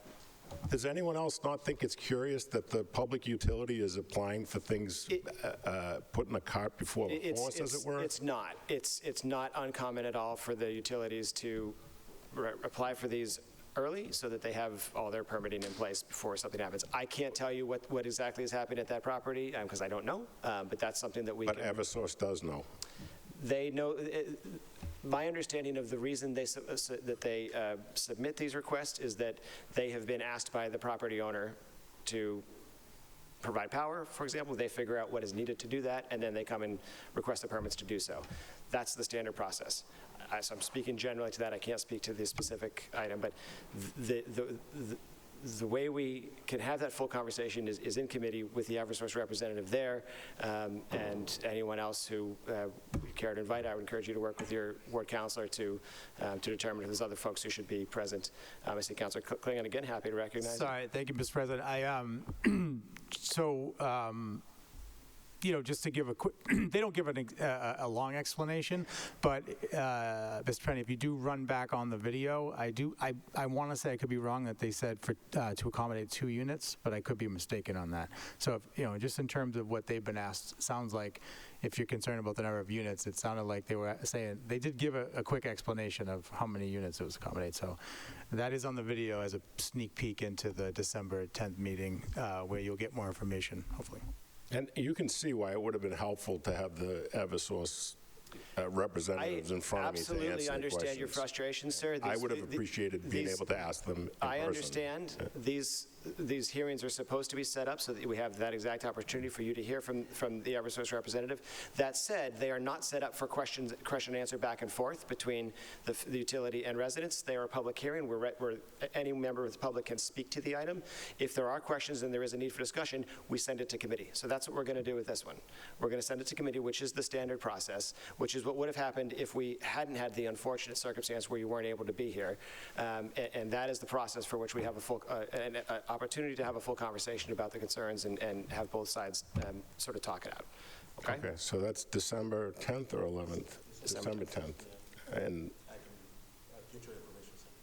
yeah, I mean, the street I live on has had plenty of cuts in the street. I don't know why that needs another one for a house for a property that hasn't been permitted. And I would think that all of you would ask the same question. Why do the residents have to put up with a utility cut that the utility has the residents don't know anything what's going on in that house? It's an empty house. It sits on an empty lot. The developer came and bought it and piled a bunch of fence in front of it, put banners on the fence. It's an eyesore. That's not my issue. My issue is the pole in front of my house already has an underground service on it. For the 3 units across the street, now, picture a coffee cup and you drop 3 pencils in it. That's what the conduits look like going up that pole.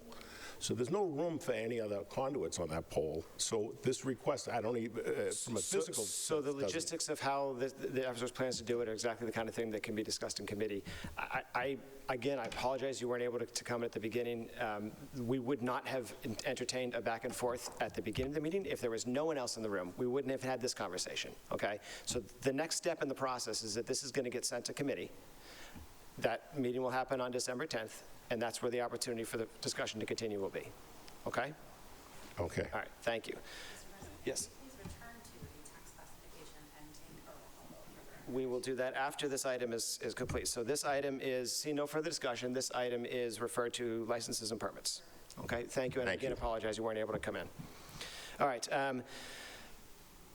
I guess if we didn't get a roll call, we don't really need to move consideration because it didn't actually get resolved. So turns out the tax classification is still before us. We do need a roll call vote because we're making sure that we get everything right here this evening. So that is item 3.9, which we'll say we'll pick it up off the table. Exactly right, Mr. President. And for a roll call vote on the 2 resolutions, can we do them together? We can do them together on the minimum residential factor and the 35% residential exemption.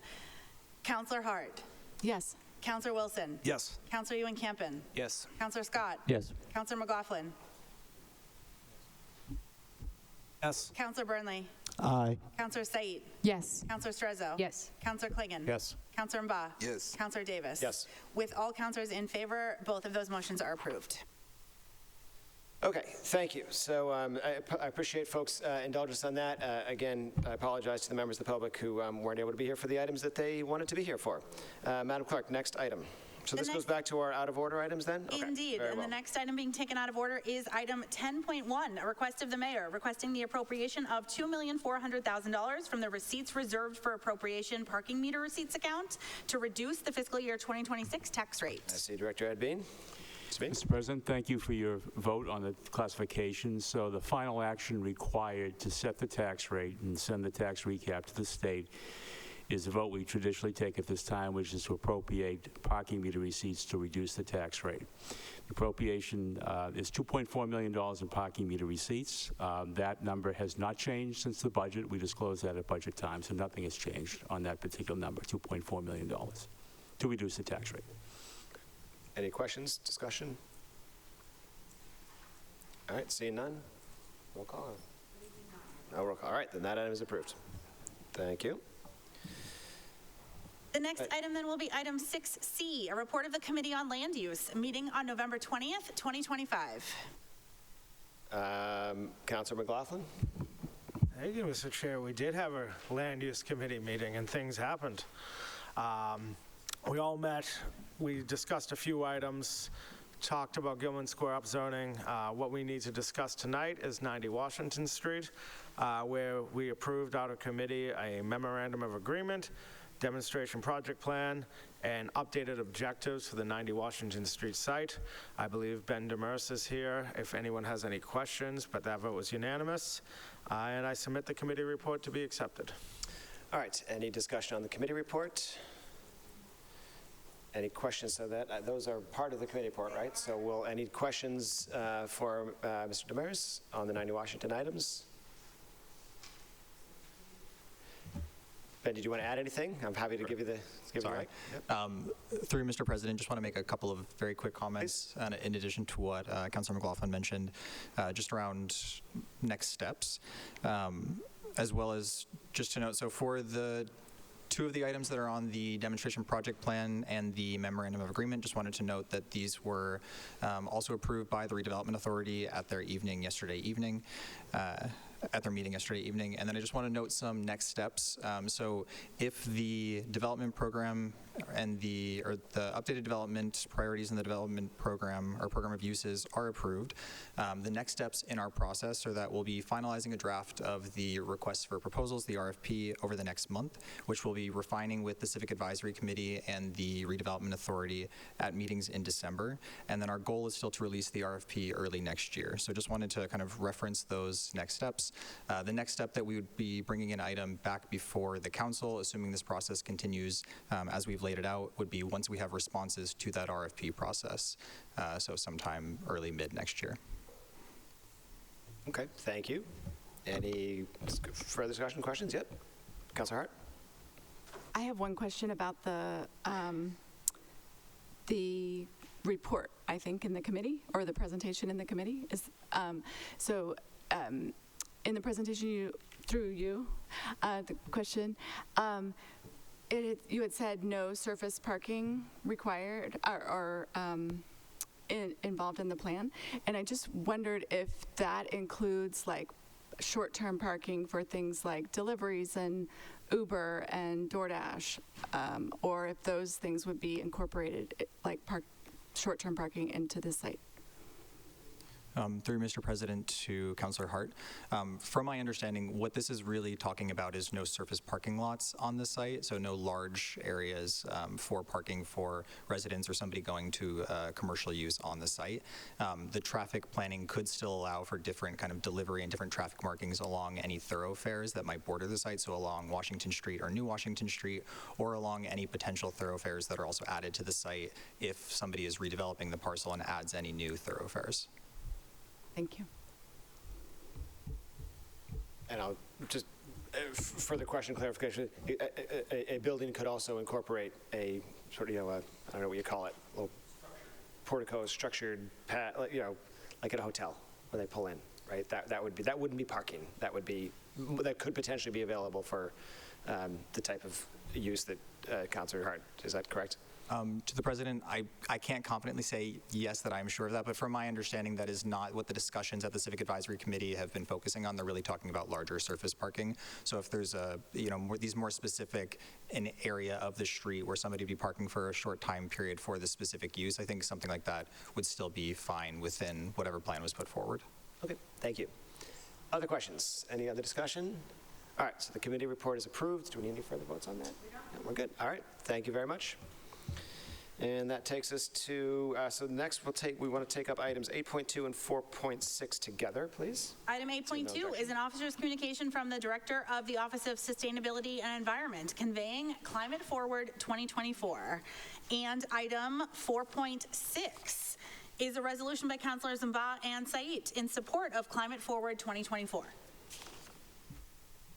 Councilor Mba?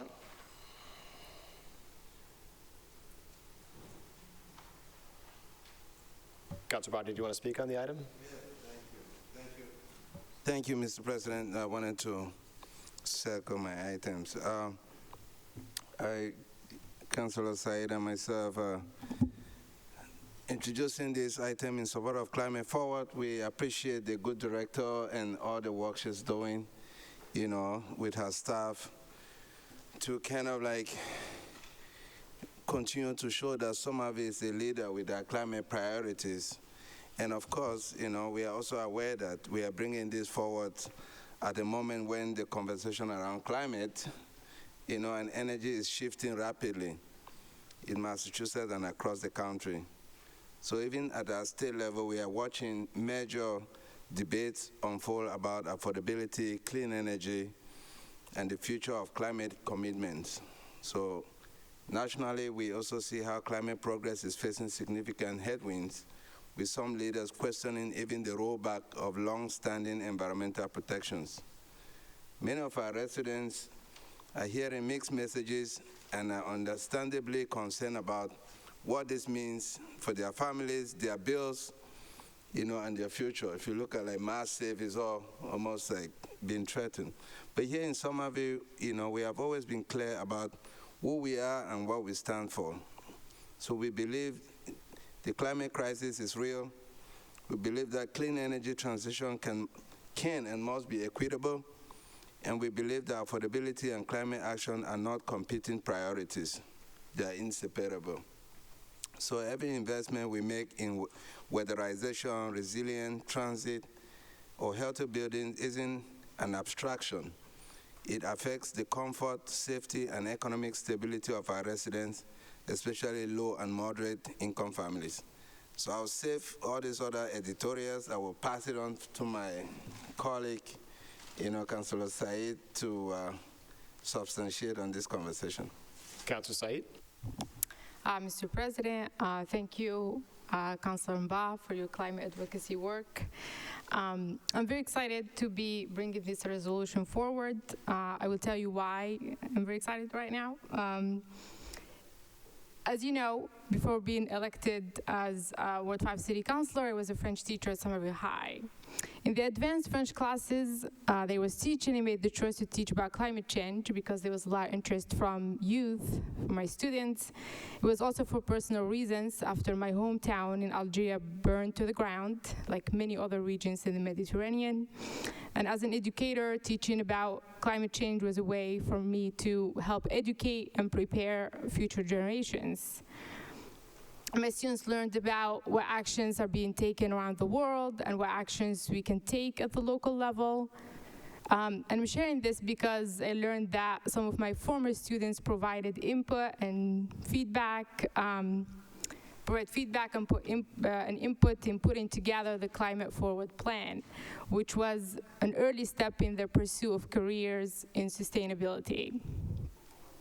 With Somerville Educators Union, they also organized with other educators around climate education and school building decarbonization. It was the first union in the Commonwealth to have climate-related asks as part of teacher contract negotiation platform, and won. It was, there were two huge wins. This said, you can imagine my excitement today to see our city commit to the climate goals we put together as a community. My deep gratitude for you, Director Blaze, and all your staff for continuing to move forward with Somerville's climate goals in times, as Councillor Mba said it, our national government is overrun by the deadly corruption of fossil fuel industry and their lies, when the nations of the world at COP30 proved incapable of meeting the needs of global leadership, and when even our own state government, just past week, is proposing rollbacks to basic measures like mass save. It is now more essential than ever for leadership to come from the bottom up, for communities like ours to speak as loud as possible and set the boldest standards of what climate action needs to be. In the total vacuum of leadership at other levels of government, it is up to people like us to be the example that others can look up to, so that together we may build an irresistible momentum towards a better future. We have to hear, feel, and act on the call from our youth to do more. Today is one part of that. We can't slow down for a moment, and I look forward to building a better future here together tomorrow and every day after. We owe this work to our future generations. And with that, I would like to sponsor Director Blaze. Director Blaze.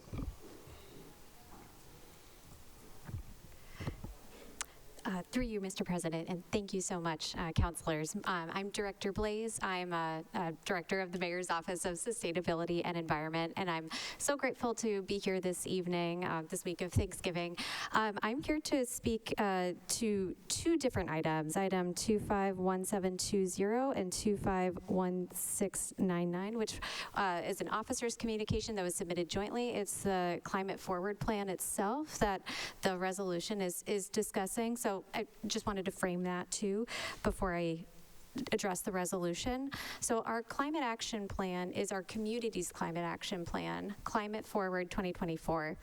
It was created with over 700 residents, the latest data to create science-backed recommendations for how we can not only mitigate our emissions, but we can adapt to our changing environment, primarily around heat and rain events and coastal flooding. we learned through this exercise of creating of updating our climate forward plan that there's these 3 critical pathways for flooding in Somerville, not only Assembly Square, but Union Square and Davis Square too might see up to 10 feet of flooding by 2070 in a major storm.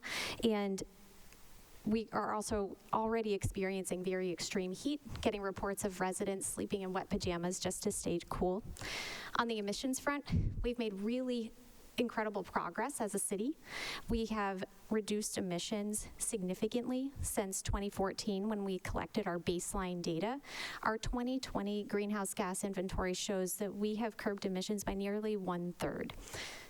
And we're starting, thank you. And we are starting to look at 2020 and 2024 inventories to make sure that we're accounting for the whole picture, not only just the impacts of the pandemic, but what happened afterwards to inform our policy as we move forward.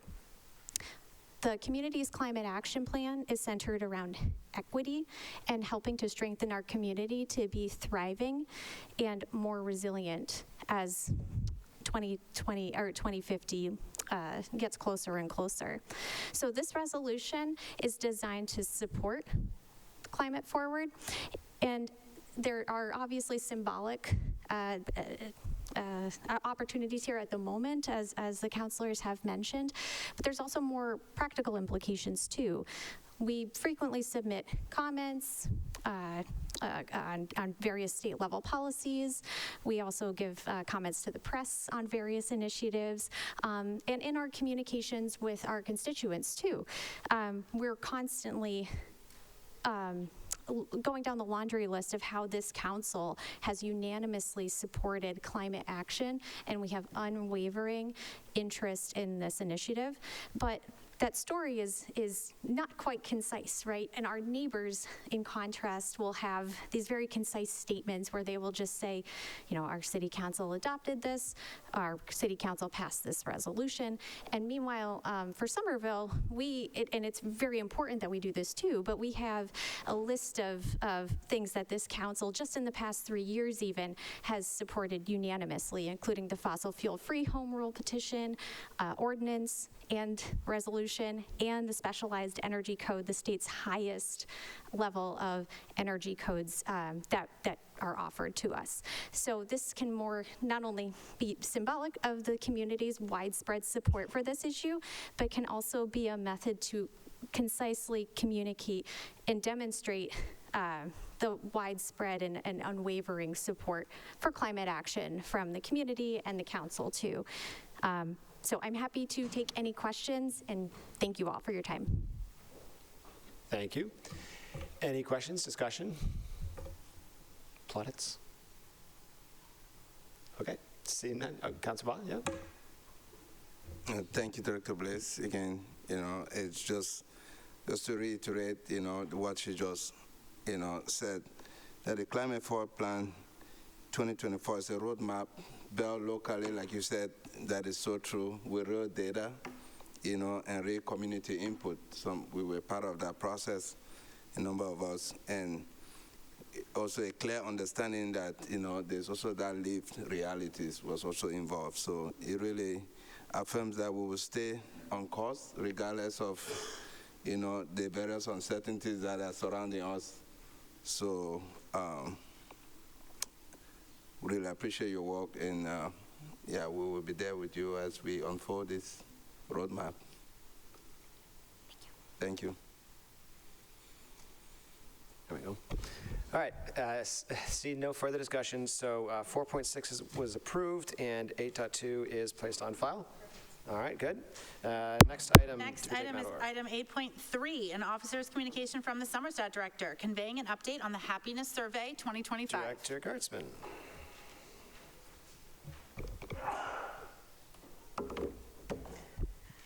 Good evening, everyone.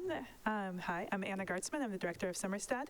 I am here largely to talk about the 2025 results of the Happiness Survey and to encourage everyone to look at the data themselves. It has been released and out in the world for the past 2 weeks, and we're very happy to be able to provide it. Would you mind putting up slides?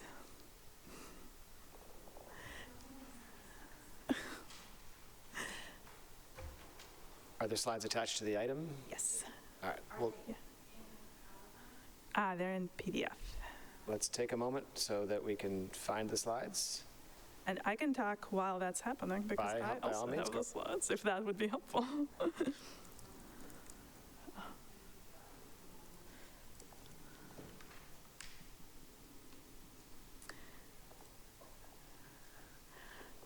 So I can give a bit of a background on the happiness survey, which is a fun word that we use to describe a very extensive effort to capture the well-being and satisfaction levels of our residents. This is a survey that Somerset has run since 2011. We conduct it every 2 years, and it is the only sort of continuous random sample survey that the city runs. We use the data in this survey, from the survey, in a number of ways, largely in 3 kind of main areas: in tracking performance in long-range plans, in evaluating pilot programs, and in helping set budget and resource priorities. And we also make this data available to the public so they can use it for any research purposes they need. So if you go to slide 4, and catch up. Okay. A little bit of background of why we run the happiness survey. As I mentioned, it is the only random sample survey that we've been running. We do a random sample that's based on your mailing address, so people are randomly selected to participate. We also do targeted outreach to special populations, and in combination, this provides insight into a broad cross-section of opinions that aren't always heard in public meetings or online comments. The idea being that we hear a lot from people who come to the meetings, and it sounds like they represent many people, and this is the only way to know how many people that might be. We also ask about a lot of topics in the survey. So generally when the city runs surveys, it's on one topic, and so people who care about that topic have a tendency to participate more. The happiness survey covers so many topics that people of all sort of opinions and interests participate, and so we get a lot more of a sort of breadth of responses, not just from people who care about a subject matter. And last but not least, running this survey every couple of years allows us to see patterns over time, and so unlike a regular sort of one-off survey where you might have a data point, you don't know if that data point is part of a regular trend that's been happening for a long time, or if it's an outlier, or if it's part of a decreasing or increasing trend. And so the happiness survey addresses all of these concerns. In the spring of 2025, we sent the survey to randomly selected households. We provide paper surveys in English, Spanish, Portuguese, and Haitian Creole. It comes in like one giant envelope.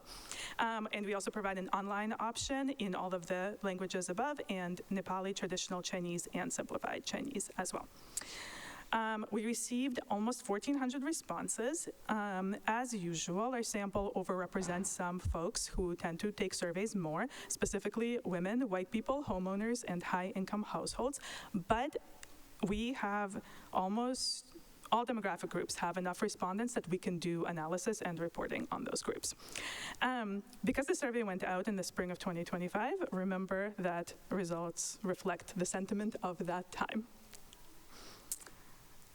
And now new in 2025, we have, on popular demand, now able to produce some more fine-tuned maps. If you recall, last year and before, we could only provide ward-level maps. We have changed our sampling plan to be able to provide maps by census tract. So there's 25 areas in Somerville that we can now report on. We've also done some deep dives on some themes of city work. This year we focused on community and governance, public health, public space, infrastructure, commercial development, and arts, and education. We've also introduced some open questions for what the city is doing well, where folks could respond up to 3 items, and what it could improve, also up to 3 items. Almost 1,000 of the 1,400 people left comments in both areas, so there's a ton of data in the qualitative kind of open response section. We also have some open response questions about people's last interaction with the city and where the city should spend more and fewer resources. I'm going to skip this one and just talk through it as I go, but this how to read the charts is available for your reference in case you go back to this later, as everybody should, because it's very important and critical. Okay, so results from 2025. Overall, Somerville residents are happy, and the way we know that is there's two charts here. The top chart shows the average response. This is on a scale of 1 to 5. The answer to the question, how happy do you feel right now? As you approach kind of 4 on average, that's on the high end of what we see in the survey. A 4 is satisfied or agree or generally good. You can also see the distribution of responses below. And that's where you get kind of the nuance of how many, like, is it just that everyone is happy, or are some people very happy and some people are neutral? You can see that it's been going down a little bit recently. 3.7 is still fairly good, but it is definitely lower than we've been seeing recently. But if you go to the next slide, you will see that despite that, people are still happy with Somerville as a place to live, and this has been steady since the pandemic. So it's been at a 4.0 basically since then. And on the next one, this is a question about agreement. So how much do you agree? I feel safe in Somerville. And people do feel safe in Somerville. Nearly 4.0s across the board, basically everywhere. So next I have a series of slides that are kind of more digging into the themes that we're seeing. These are a sample, so there's a lot more data available for playing around online. But to talk about a couple, we asked about core city services and satisfaction with them. So in general, respondents are satisfied with the overall quality of city services they receive. That's the first bar, as well as emergency response services, reliability of water and sewer services, and the availability of information about city services. The availability of information about city services in the comments is largely reflected in kind of how people feel about 311. There are about 170 comments about 311, and 2/3 of those are positive. I have some quotes here. They're like, 311 is always extra helpful whenever I call, and 311 has been great. When people flag sort of improvement suggestions, they say something like, contacting 311 is easy, but I'm not sure if actual action was taken afterwards. So it's more about the follow-through. And so this is an example of how we kind of use what people write to explain and give some nuance and context to the quantitative data. The next example I have is governance. We asked some questions about how people feel about their opportunities for civic participation and information access for voting in local elections, both quite good. Respondents are less likely to feel that government processes are visible and understandable to them. There are about 80 comments about city processes, largely focused on processes for permitting, getting a parking permit, paying tickets, etc. And comments are split about 1/3 positive to 2/3 needs improvement. So kind of positive comment examples are things like easy to use the website and online payments. And on the improvement side, I went in person to pick up my permit. It was easy and quick. However, the reason I went in person was because my mother, who also lived in Somerville, warned me that she ordered hers online and it never came. So we kind of see a mix there. Another theme we have is city design. People are very satisfied with their proximity to parks they want to use and other public spaces, and they're less satisfied with layout and design of streets in their neighborhood. There are about 200 comments about street layout and design, largely focused on availability of bike and pedestrian infrastructure and availability of parking, and the comments are split about 50-50 positive to improvement suggestions, which I think is not unexpected, but good to confirm that it's actually as split as we tend to see. People say things like, bike and pedestrian infrastructure has improved a lot, please keep it up. And also that we should stop taking away parking with no alternatives. Another theme is maintenance, and you can see here, maintenance of streets, sidewalks, and bike lanes on the very right there is one of the lower kind of scores we see in the survey. So respondents are fairly satisfied with the beauty, cleanliness, and upkeep of their neighborhoods, although I will say that that has been going down over time. And people are also satisfied with maintenance of municipal buildings. But respondents are, as I mentioned, less satisfied with maintenance of street sidewalks and bike lanes, and that has also been declining since before the pandemic. There are over 250 comments about maintenance of roadway infrastructure, and they are split about 10% positive to 90% improvement suggestions. People flag sidewalk repair in general and after street work, so it makes it harder for seniors to walk. People flag that we need to repair roads themselves and also bike lanes.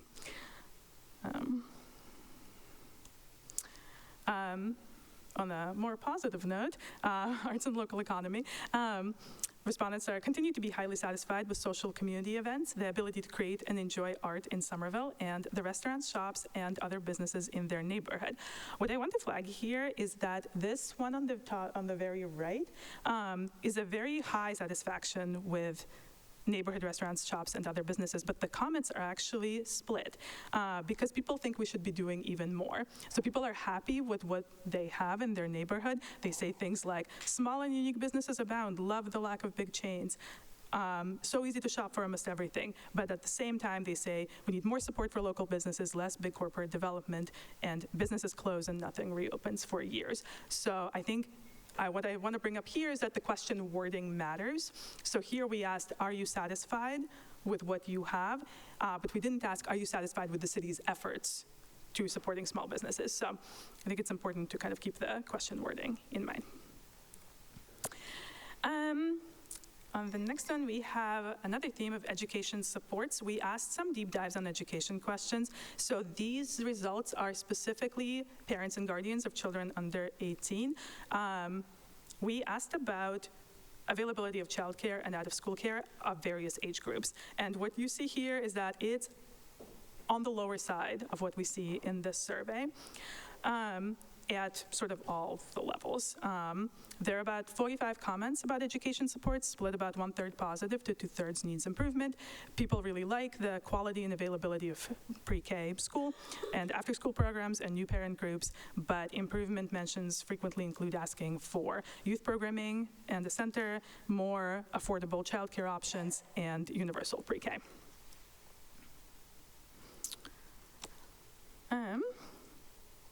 On the housing side, also one of the lower things we see in the survey, not surprisingly. Respondents are highly satisfied with the condition of their housing, but much more likely to be dissatisfied with the quality and variety of housing options in their budget. You can see that on the map on the right is how concerned are you about being priced out of living in Somerville? This is an average, this is a scale of 1 to 3, so higher is more concerned, so the redder you get, the more concerned you are. And people are very concerned about being priced out of living in Somerville. Housing affordability is one of the most prevalent common topics, around 350 mentions, and they are split about 10% positive to 90% improvement suggestions.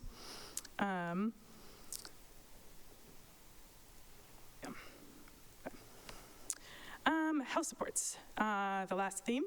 So this is limited to respondents who report difficulty paying for food. The reason we did this is that overall, respondents report very high levels of satisfaction with the ability to access basic needs, grocery store services that support health, and relief from extreme heat. It is one of the highest results we have in the survey. The average is something like 4.6 for overall. Remember, the highest you can have is a 5, and 4.6 on average is extremely high. However, this is one where just because it's high doesn't mean it's necessarily good. In some sort of cases, neutral is maybe fine. We are maybe okay with people not having extremely high satisfaction on some topics, and it's okay to be neutral. On something like access to basic needs, we probably want to aim higher. And so we've selected here just the respondents who report difficulty paying for food and how they reacted to the questions. For them, the ability to access basic needs is lower, and a reminder that these are results from the spring, so they don't reflect the recent food insecurity that we have been experiencing. They also flag in the comments that the desire, they want to keep living in Somerville, but they need to kind of fix the affordability problem so that they can access all of the resources of our city. They say things like, I cannot fully appreciate and engage in all the opportunities to socialize or volunteer with my neighbors because my entire human existence is devoted to paying rent and not becoming homeless again. So it's hard to kind of engage in all the other city services and functions for folks to respond, who respond that they have difficulty paying for food. I have two things here of the kind of the most split opinions in the city, according to the happiness survey. Respondents actively disagree on whether to repurpose parking for other uses. That's not surprising. I think it's 46% of respondents agree and 38% disagree. There's higher agreement near T stations, which is also interesting. You can see that on a map. There's an interesting age pattern, which is what this shows, as older respondents are less likely to want to repurpose parking for other uses. And this is an area of like actual real disagreement where like what is the right thing to do is not clear. And the other area of big disagreement is on whether the city is doing enough to decrease the presence of rats and mice. This is a mix. I think we see the biggest difference between respondents from Ward 1, which are less satisfied, and Ward 6, which are more satisfied. I'd say more satisfied is not amazingly high. It's neutral on average, so I wouldn't call that a win necessarily. But people write a lot of comments about what to do. They want to offer composting to reduce rats and waste. They want to continue to combat rats, citing restaurants when they let dumpsters overflow. They want to curb the rat population, et cetera. And there's a map here showing kind of where, so the bluer areas are more satisfied and the redder areas are less satisfied. So East Somerville is less satisfied with sort of, well, agrees less that we're doing enough. So I've just gone through a lot, but there's a ton more available on the website. There are questions you can view over time and demographics of the survey respondents over time, and questions by all of these demographic slicers, and questions by geography, and these concern questions, including maps, and you can compare questions to each other if you're interested. So there's 100 different views and slicers for you to explore the data on your own. You can, of course, also download the data and make your own views and slicers as you choose. Some of the geographic explorations can be really fun. Here's an example where respondents in Assembly Row are, for example, among the happiest that we see on this map. They're at 4.1, but they also feel the least connected to Somerville. On the question, I feel like a part of the Somerville community, they have a neutral on average, where most people are closer to satisfied, which we felt was interesting. So yes, the data set and data dictionary and data visualization are available for you and for everyone. I just want to flag that we just published the data as we are cleaning it. So while we've done extensive quality checks, this initial release is likely not perfect. If you notice anything or would like anything added, please let us know. We are still finishing processing the open response comments, but we're going to publish comment categories in the data set as well in the coming weeks/months. And then next for us is conducting internal assessments by kind of topic areas and departments, and by request investigations. So if you would have any of those, let me know. And of course, we're always planning for the next happiness survey, which will be in 2027. If you have questions you would like us to include, please reach out. Thank you, Director. Could you read out the website again, just for folks that are listening at home? Of course. Or they can access that? Yes, all of our data sets are available at our open data portal at data.somervillema.gov. All right, Councilor Burnley. Thank you, through the chair. Thank you for being here, Director. I almost as a rule, I don't tend to have favorites, anything. Almost favorite color, favorite pie, favorite, anything. These presentations are my favorite presentations that we receive once a term. If I remember correctly, the last time that you were here, I asked so many questions that we might have had to punt it to committee, or might have got the Apollo music, as it were. So I'll try not to do that again, but I do really appreciate this data. I think it's really incredible that we're a community that is invested in the happiness of our residents, that we study the happiness of our residents, and that, and I'll circle back to this at the end of my comments and questions, that we try to use this data in a way to best serve the direction of the city. But having just looked through a bunch of the different data sets, I have a few things I want to like mention and highlight, and then a few questions. I guess I'll start with the fact that when you look at this data, it's broken down by both race and gender. You see a spike both in 2023 and 2025 of more folks choosing not to identify themselves in terms of what their race or gender is. And subsequently, when you also look at this data in relation to happiness, non-binary folks and folks who chose not to respond to give a preferred gender, this data shows tend to be less happy here. And there's no question there. I just think it's really important to note those things. I'd also note that when you look at the respondents of this data, throughout the years, it has been relatively even. In fact, it's gotten more even between the respondents who are homeowners and who are renters. And as most people who live here would know, the city has vastly more renters than homeowners.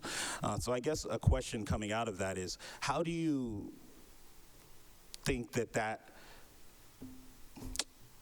affects the data and the responses here when we have, particularly around the questions of housing? You made a point to say that there is a real palpable feeling in this community about the worry of being priced out. And that is from a data set that is about half people who own their homes. So I guess I'm curious if you have any insights there, or if any of the data that you saw gives you more information about how that might be affecting things. Thank you for the question through the president. I have a couple of comments, and let me know if I forget to address any questions. On the question of gender, I think what's interesting to see is the different questions to which non-binary respondents respond like and unlike binary respondents. For example, as you flagged, non-binary respondents flag being less happy right now, but if you look at their satisfaction with Somerville as a place to live, they're actually identical to binary respondents. So I think having to look at the kind of combination of questions is important. I do believe that non-binary respondents are having a harder time overall right now, and I am happy that that doesn't appear to be reflected in their satisfaction with Somerville as a place to live. But it is important to check that and all of the questions that might be kind of reflecting the lived experience.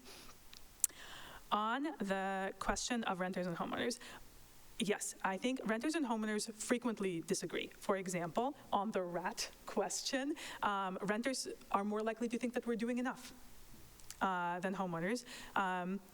And I think we can also check about concerns of being priced out as well. And I think it's important we provide those demographic slicers in order to be able to check kind of the differences and adjust for the kind of survey responses not being representative of the city. I think it is, especially for kind of low prevalence populations, it's more important to have enough of them that you can look at them rather than try to get them to be representative and therefore frequently kind of absorbed into the overall average. For example, to go back to non-binary respondents, because they are kind of less prevalent in the population, you don't want them to be smushed in with everyone else, because then their kind of lived experience will disappear into the broader population. For renters, the problem is the opposite. There's more renters than homeowners, so right now we're not giving them kind of enough credit. But I think by being able to report on them separately, you do get the nuance of their experiences, but you do have to check the individual demographic groups. Did I miss anything? I don't believe so, and I have questions, but I'll respond as well. Yes, heard. I think those are really important points, and just to go back to to bring up race again, part of the reason I use that indicator factor identification, beyond the fact that, like gender, there is an increase in the preference not to answer, is when you look at immigrant status on here, you actually don't, as from what I just looked at, you actually don't see that increase in preference to not respond so much, which is, one might think is counterintuitive. But I would imagine that both race and gender are being influenced by, as you kind of alluded to, larger societal issues that are impacting people and their experience, just living their lives in public.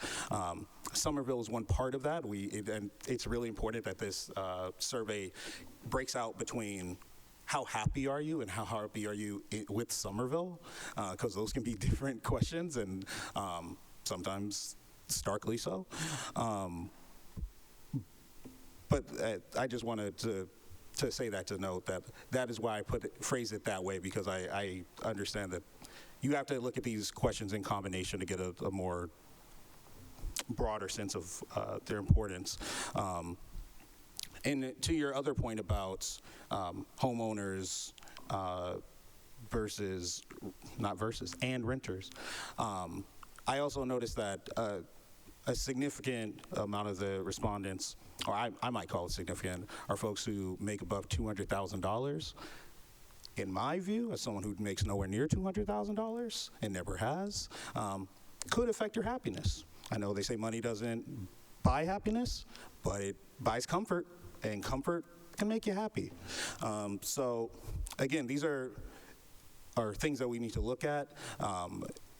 I don't think that is necessarily as disproportionate, frankly, as the renter versus homeowner dynamics, because we have seen an increase in high-income earners in Somerville over the last 10 years, but it is important when we look at the factor. I could do this all night, so I'll just end with one question, which is, I believe I ask every time you're up here, how best do you think that the council can use this data to serve our constituents and direct our policy discussions? Thank you for the question, through the president. This is my opinion, so grain of salt, of course. I think the best use of the happiness survey data for council is that it reflects a random sample of the population. I think that by nature of elected office, people come to you with concerns, and everyone, I think, has a tendency to surround themselves with like-minded people. And so I think that my concerns, because they're all my friends' concerns, are the concerns of the community.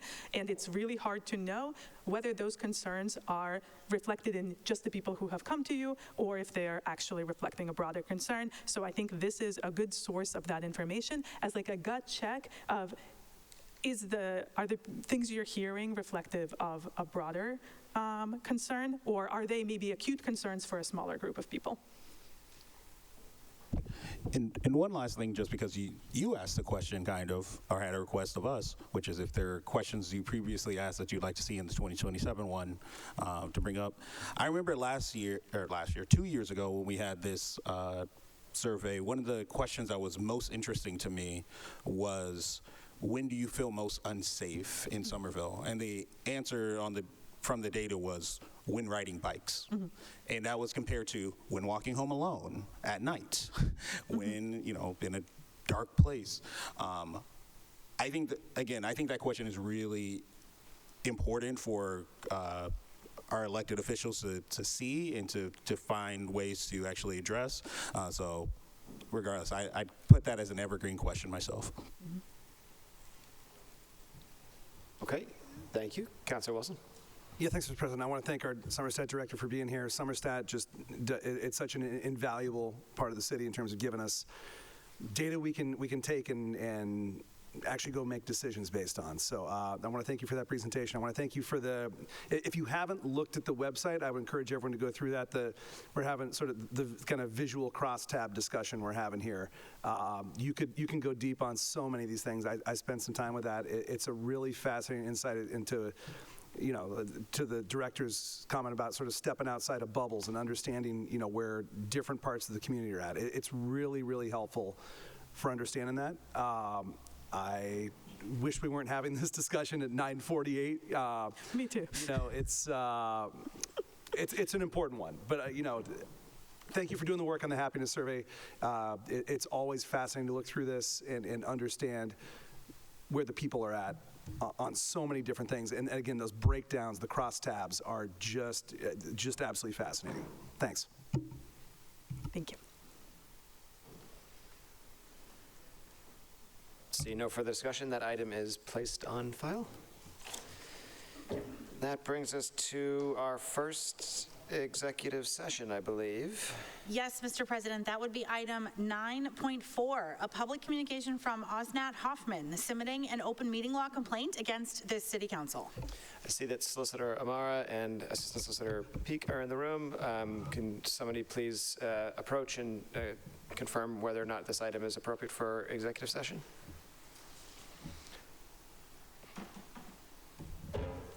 Thank you, Mr. President. For the record, Jason Peaks, Assistant City Attorney. This would fit within one of the exceptions of the open meeting law to mute an executive session. All right, very good. Thank you. One of these days, I'm going to get the Solicitor Attorney switch back right in my own brain. I apologize every time I get it wrong. All right, so with that, we will take a roll call to go into executive session. Indeed, Mr. President. On that motion, Councillor Hart. Yes. Councillor Wilson. Yes. Councillor Ewan-Kempen. Yes. Councillor Scott. Yes. Councillor McLaughlin. Yes. Councillor Burnley. Aye. Councillor Said. Yes. Councillor Strezzo.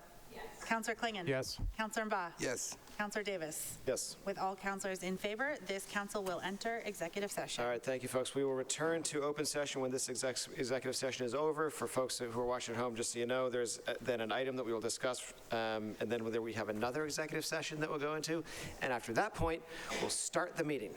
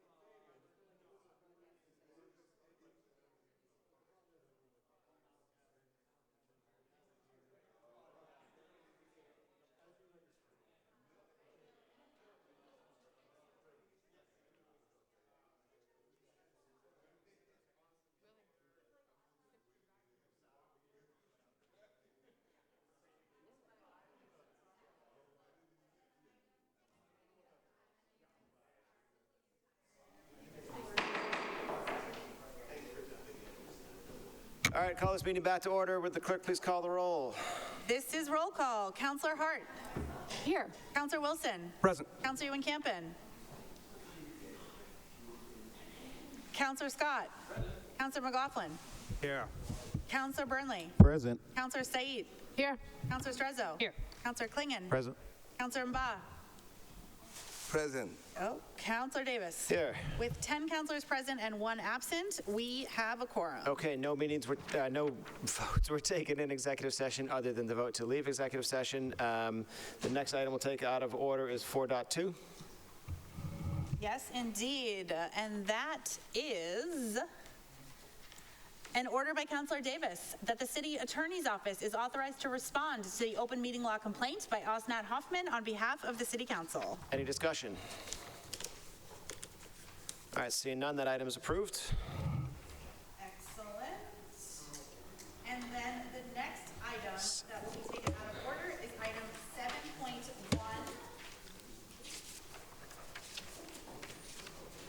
which is a request of the mayor, requesting that this council convene an executive session to discuss the potential settlement of a claim against a former employee.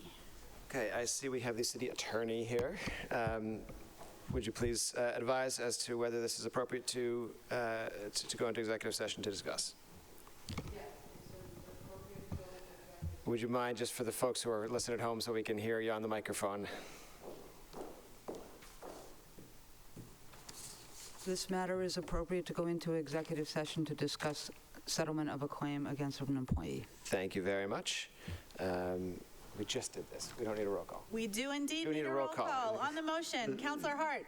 Yes. Counselor Wilson. Yes. Counselor Ewan-Campen. Yes. Counselor Scott. Yes. Counselor McLaughlin. Yes. Counselor Burnley. Aye. Counselor Said. Yes. Counselor Strezzo. Yes. Counselor Klingon. Yes. Counselor Mba. Counselor Davis. Yes. With all counselors in favor, this council will adjourn to executive session. Sorry. Again. I'm sorry. We're getting our steps tonight.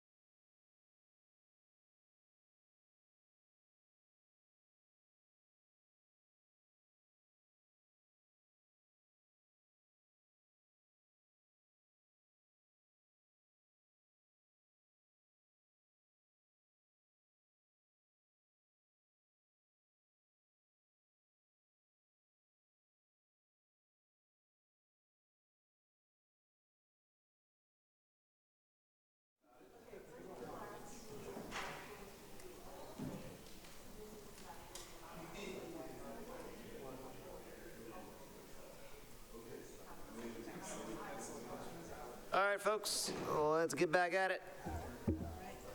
1, 2, 3, 4, 8. All right, we have a quorum. We got to do a roll call coming out of executive session.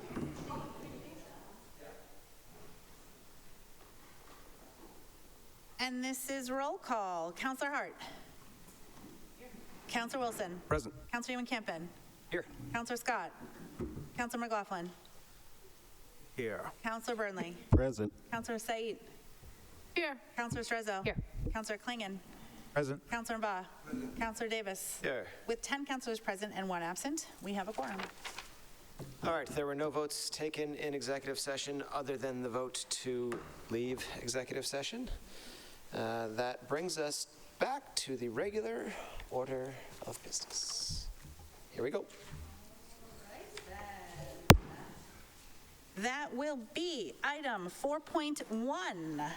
An ordinance by Councilors Davis and Wilson that the Code of Ordinances be amended to prohibit the use of taxpayer funds for self-promotion. Councilor Wilson. Mr. President, I'm happy to say this ordinance won't need to be approved before the next administration comes in because the next administration won't be doing any of these things, but as we're all aware of from the recent process of drafting a new charter, good policy isn't based on the current situation, but potential future situations. So I think it's a great idea to codify this into law. Plastering the mayor's name on everything has always bothered me, and that hasn't changed at all, knowing that it could be my name that might be plastered all over everything. It's not just a misuse of taxpayer funds in the first place, in my opinion, but having to update all of this signage all the time just makes that even worse. So this proposed ordinance is going to ensure better use of taxpayer funds into the future, and I look forward to seeing what Legislative Matters does with this. Councilor Davis. Thank you, Mr. President, and thank you to my colleague at large for signing on with this. This is something that an ordinance that I've had kicking around in my head for a long time, certainly back into the past administration. So to be clear, this is in no way an indictment or a critique of the current administration's practices, other than the extent to which they're just as frustrating to me as the past administration's practices were.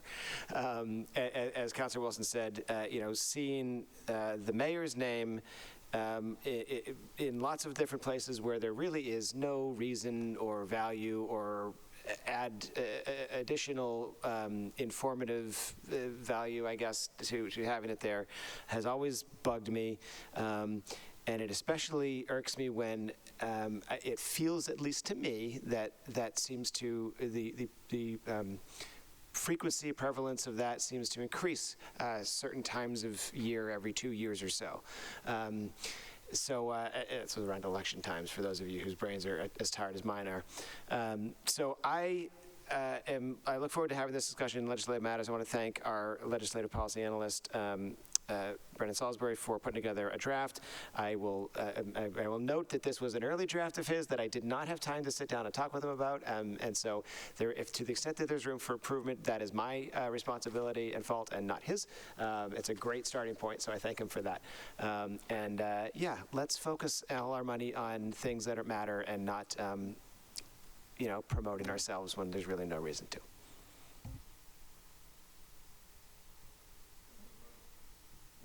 Thank you.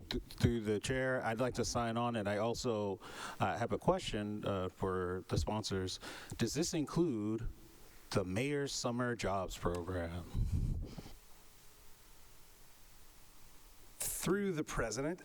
It's funny you mention that because just today I was talking about how much I would love to rebrand and move out of the mayor's office the Summer Jobs Program.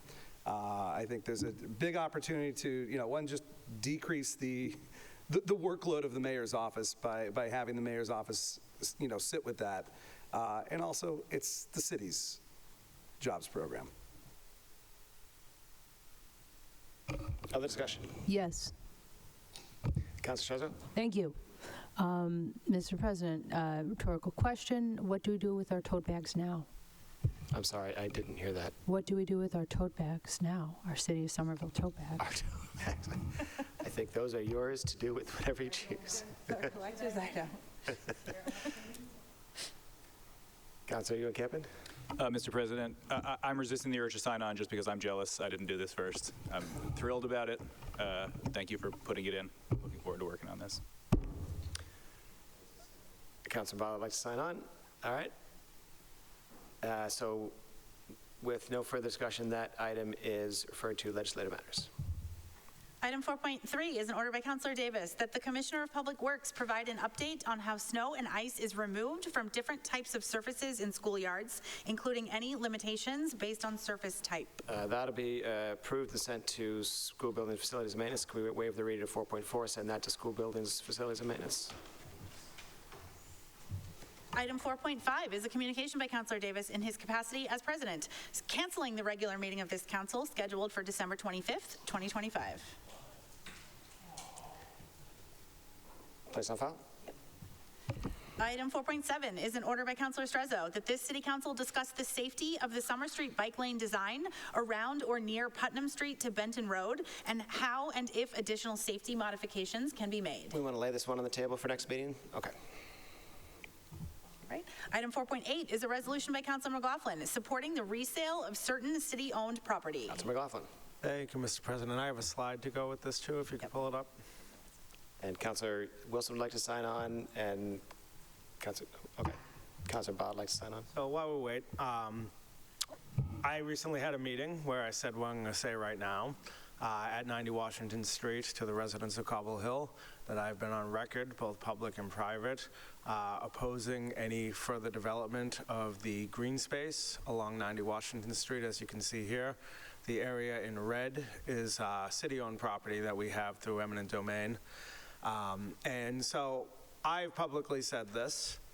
So I was pretty astonished when I go to a community meeting on behalf of Cochran-Jennison, where they say that they would actually like to take some of the green space that we own to build parking. The very people who have admonished us and had people criticize the taking of green space for the seniors there. So it surprised me. I guess it didn't surprise me that much, but you see that, if you could see on the south side, you see a little red grid down there.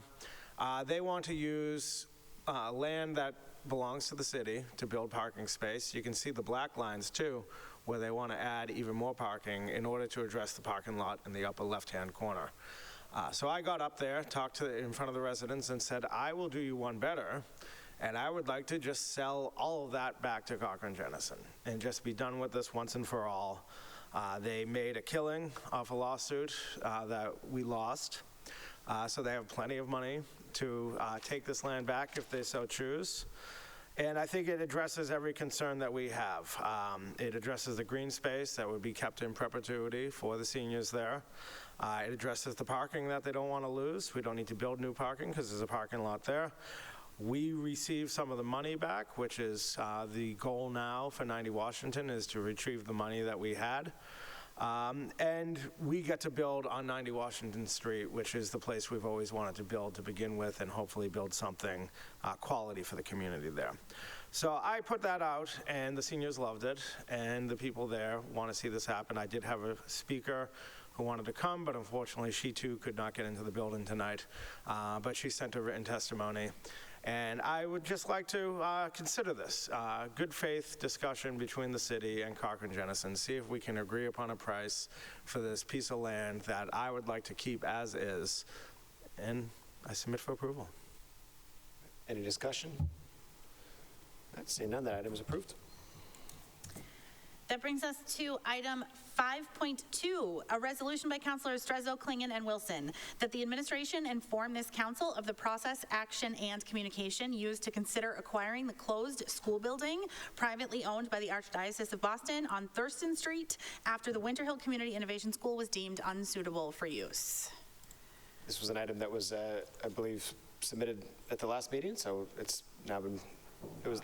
President, if I may, this is an item that it did not receive a disposition, right. and I did not catch that as it landed on the last agenda. I caught it in the minutes, so it is back because it has already been discussed, but it does need a final action from the council. For the record, the clerk explained all of that to me yesterday, and I had completely forgotten.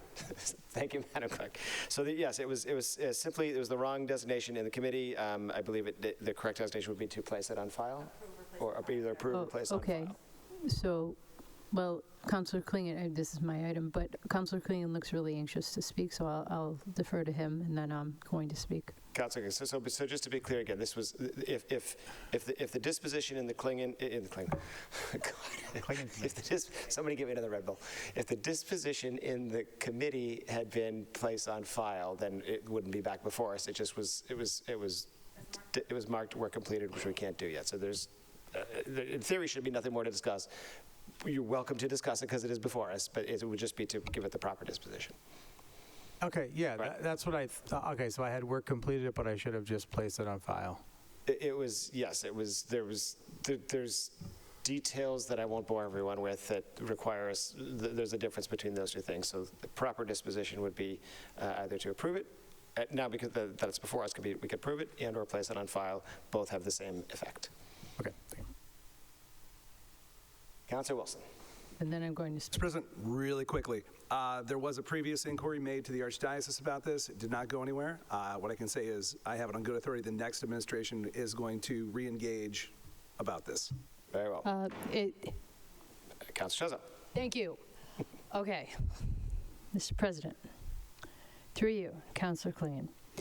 So this discussion happened in committee, and yes, can you please, because I wanted to be part of this conversation, so can you please summarize on this? Mr. President, yeah, this item, in my opinion, I know I did sign on, but probably never should have been put on because this would be an item that the city would engage in a transaction. Like, there's nothing to discuss publicly in a meeting about a property. So whether we're doing a take-in or whether that would be most likely discussed, we can't discuss this publicly in any fashion as far as a transaction. So that's why I meant to not work completed, but meant to place it on file. So I've been pounding this drum for a while now, and I know that the new administration that's maybe coming in is also seriously considering, re-engaging on this process. That's all we can really say publicly. Okay, thank you. So, Mr. President, through you to Mayor-elect Jake Wilson. Councilor Wilson. Councilor Wilson. Awesome, because yes, as far as I understand, I don't know where the communication exactly happened with this, because some of the directors were kind of iffy of the details on this, and I'm not really sure how hearty a conversation the city of Somerville had with the Archdiocese. So I am happy to resubmit this next year and open up the discussion in executive session or in public or not, or place on file, whatever, but have this conversation as we ring in the new year. But I'm very excited. I think this is an excellent solution, and there's so much to talk about what happened with the Winter Hill and Brownsville conversation, but that's the next meeting. So yes, I'm looking forward to the conversation. Thank you. All right, that item is placed on file. Item 6A is a report of the Committee on Finance, meeting on November 19th, 2025. Councilor Wilson. Mr. President, I had a longer committee report prepared, but we met on November 19th with 4 or 5 members present, took up a 69 agenda, recommended a number of things that you approved tonight. I'm not going to go into detail on them. It's all in the minutes. One thing I do want to flag, though, that is going to come up here shortly, we did mark as withdrawn at the request of the administration ID number 25-1624. We did go ahead and discuss that item because we knew there was going to be an item on tonight's agenda replacing that and correcting the small error that is item 10.2 on tonight's agenda. So just know the Finance Committee did discuss that. Seemed as though there was no issue with that. Just wanted to name that. So with that, I'll ask you to approve this committee report as submitted. Any discussion on the committee report? All right, seeing none, do we have votes coming out on that one? That puts 2 items before this council for approval by roll call vote. Those are items 6A12, item 25-1649, requesting approval of a pedestrian access easement and grant of maintenance license for 495 Columbia Street. Seeing no discussion? On that item, Councilor Hart. Yes. Counselor Wilson. Yes. Counselor Ewan-Campen. Yes. Counselor Scott. Yes. Counselor McLaughlin. Yes. Counselor Burnley. Aye. Counselor Said. Yes. Counselor Strezzo. Yes. Counselor Klingon. Yes. Counselor Mba. Yes. Counselor Davis. Yes. With all counselors in favor, that item is approved. Right. And the next item before this council will be item 6A16, item 25-1698, requesting the appropriation of $100,000 from the Community Benefits Stabilization Fund to the Armory Revolving Fund to prepare the Armory for onboarding and support of tenants. On the item? On the item, Counselor Hart. Yes. Counselor Wilson. Yes. Counselor Ewan-Campen. Yes. Counselor Scott. Yes. Counselor McLaughlin. Yes. Counselor Burnley. Aye. Counselor Said. Yes. Counselor Strezzo. Yes. Counselor Klingon. Yes. Counselor Mba. Yes. Counselor Davis. Yes. With all counselors in favor, that item is approved. All right, next item. The next item is item 6B, a report of the Committee on Housing and Community Development, meeting on November 18th, 2025. Counselor Strezzo. 10:30 p.m., ladies and gentlemen. What's the for?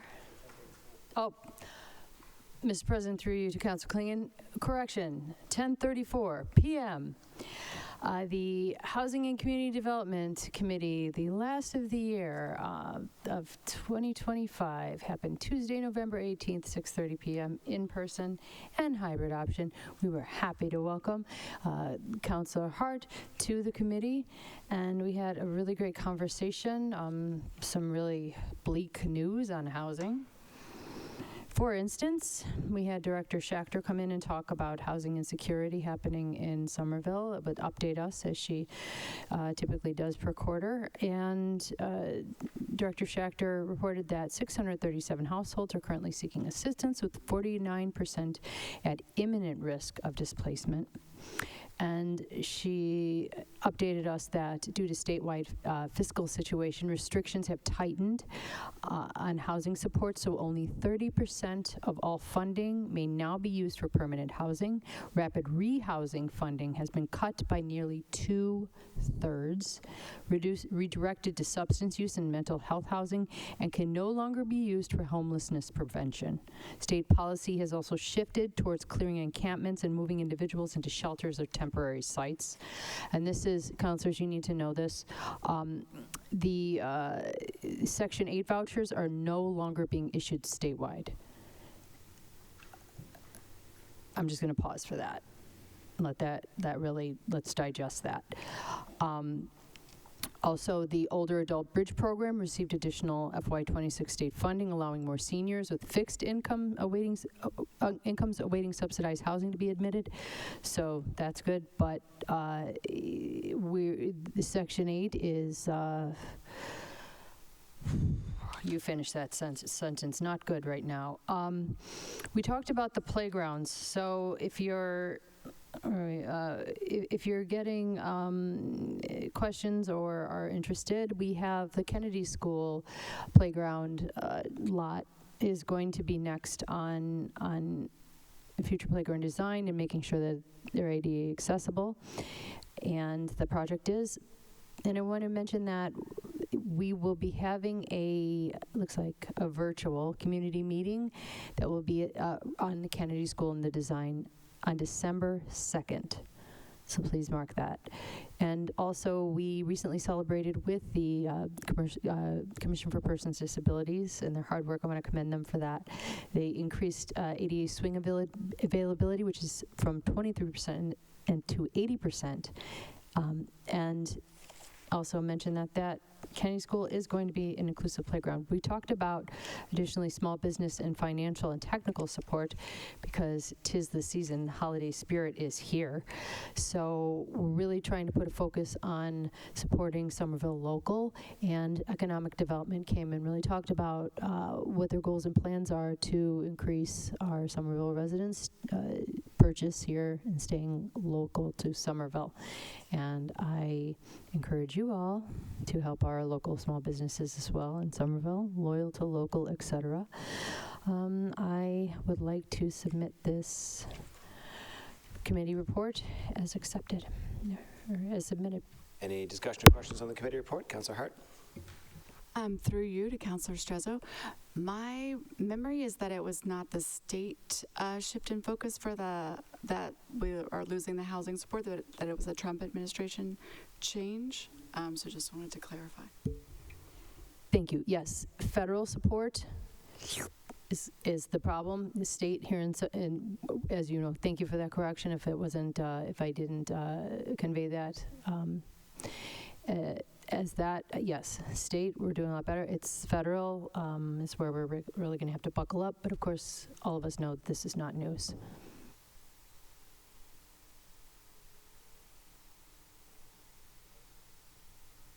That brings us to item 6D, a report of the Committee on Traffic and Parking, meeting on November 17th, 2025.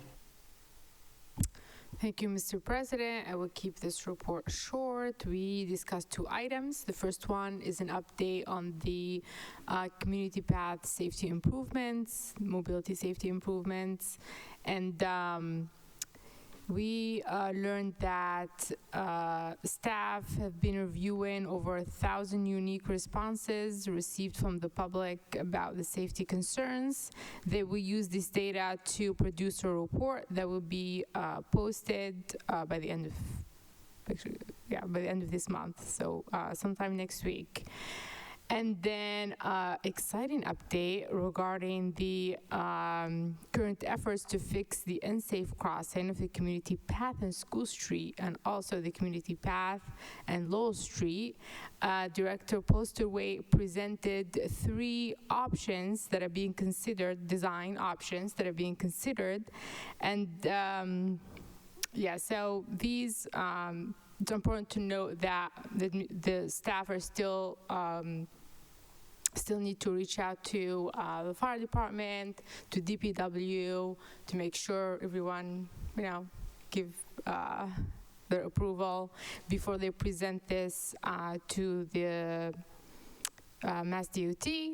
And same for the Lowell Street, Community Path Lowell Street crossing. I believe there were 2 designs as well.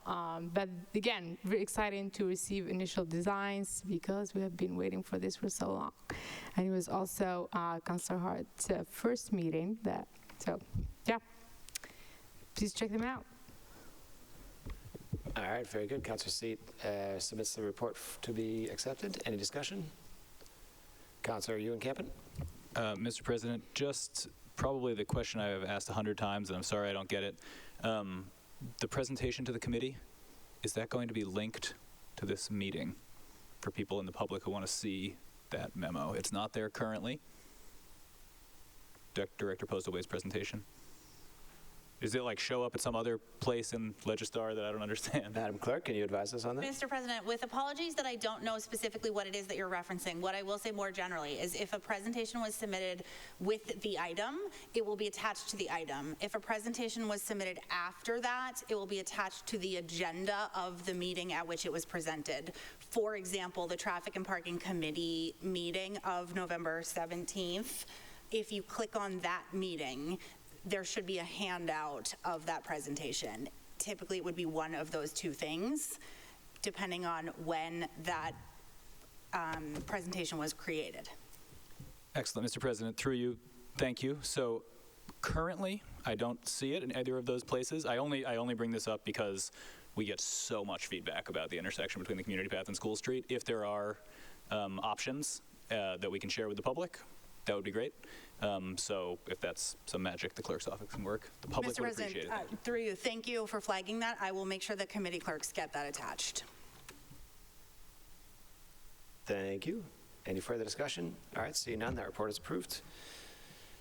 The next item then is item 7.2, a request of the mayor requesting ordainment of an amendment to section 12-178 of the Code of Ordinances to remove the prohibition on sourcing neonicotinoid treated plants. That is referred to legislative matters. Mr. President, I will move to waive the readings of items 7.3 to 7.12, 7.14 and 7.15, and 7.17 to 7.19, and ask those be sent to Finance. All right, those items will be sent to Finance. Item 7.20 is a request of the mayor requesting confirmation of the promotion of Andrew Patriquin to the position of fire captain. Councilor Ewan-Campen? I'd like this referred to confirmation of appointments. This will be on the December 3rd agenda along with all the other fire promotions. All right, that item is referred to confirmation of appointments, personnel matters.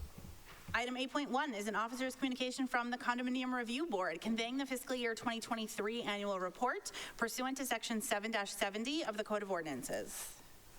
That item is placed on file. Item 8.4 is an officer's communication from the city attorney conveying a clarification on the purpose of item number 25-1639. That item is placed on file. Councilor Brownlee. Thanks. I'd like to waive the readings and move for approval for items 9.1 through 9.3. Councilor Scott. On the items, on 9.2, I just want to, or not 9.2, 9.3 in particular, I just want to celebrate that this comes close to having the vacant commercial space at the ground floor of the Flatiron Building at the corner of Webster and Prospect finally filled with a business. It's just a landmark occasion. I just wanted to celebrate it here tonight. Thank you. You're here. All right, those items are approved. Item 9.5 is a public communication from Bill Valletta submitting comments regarding item 25-1698 regarding the Armory Revolving Fund. That item is placed on file.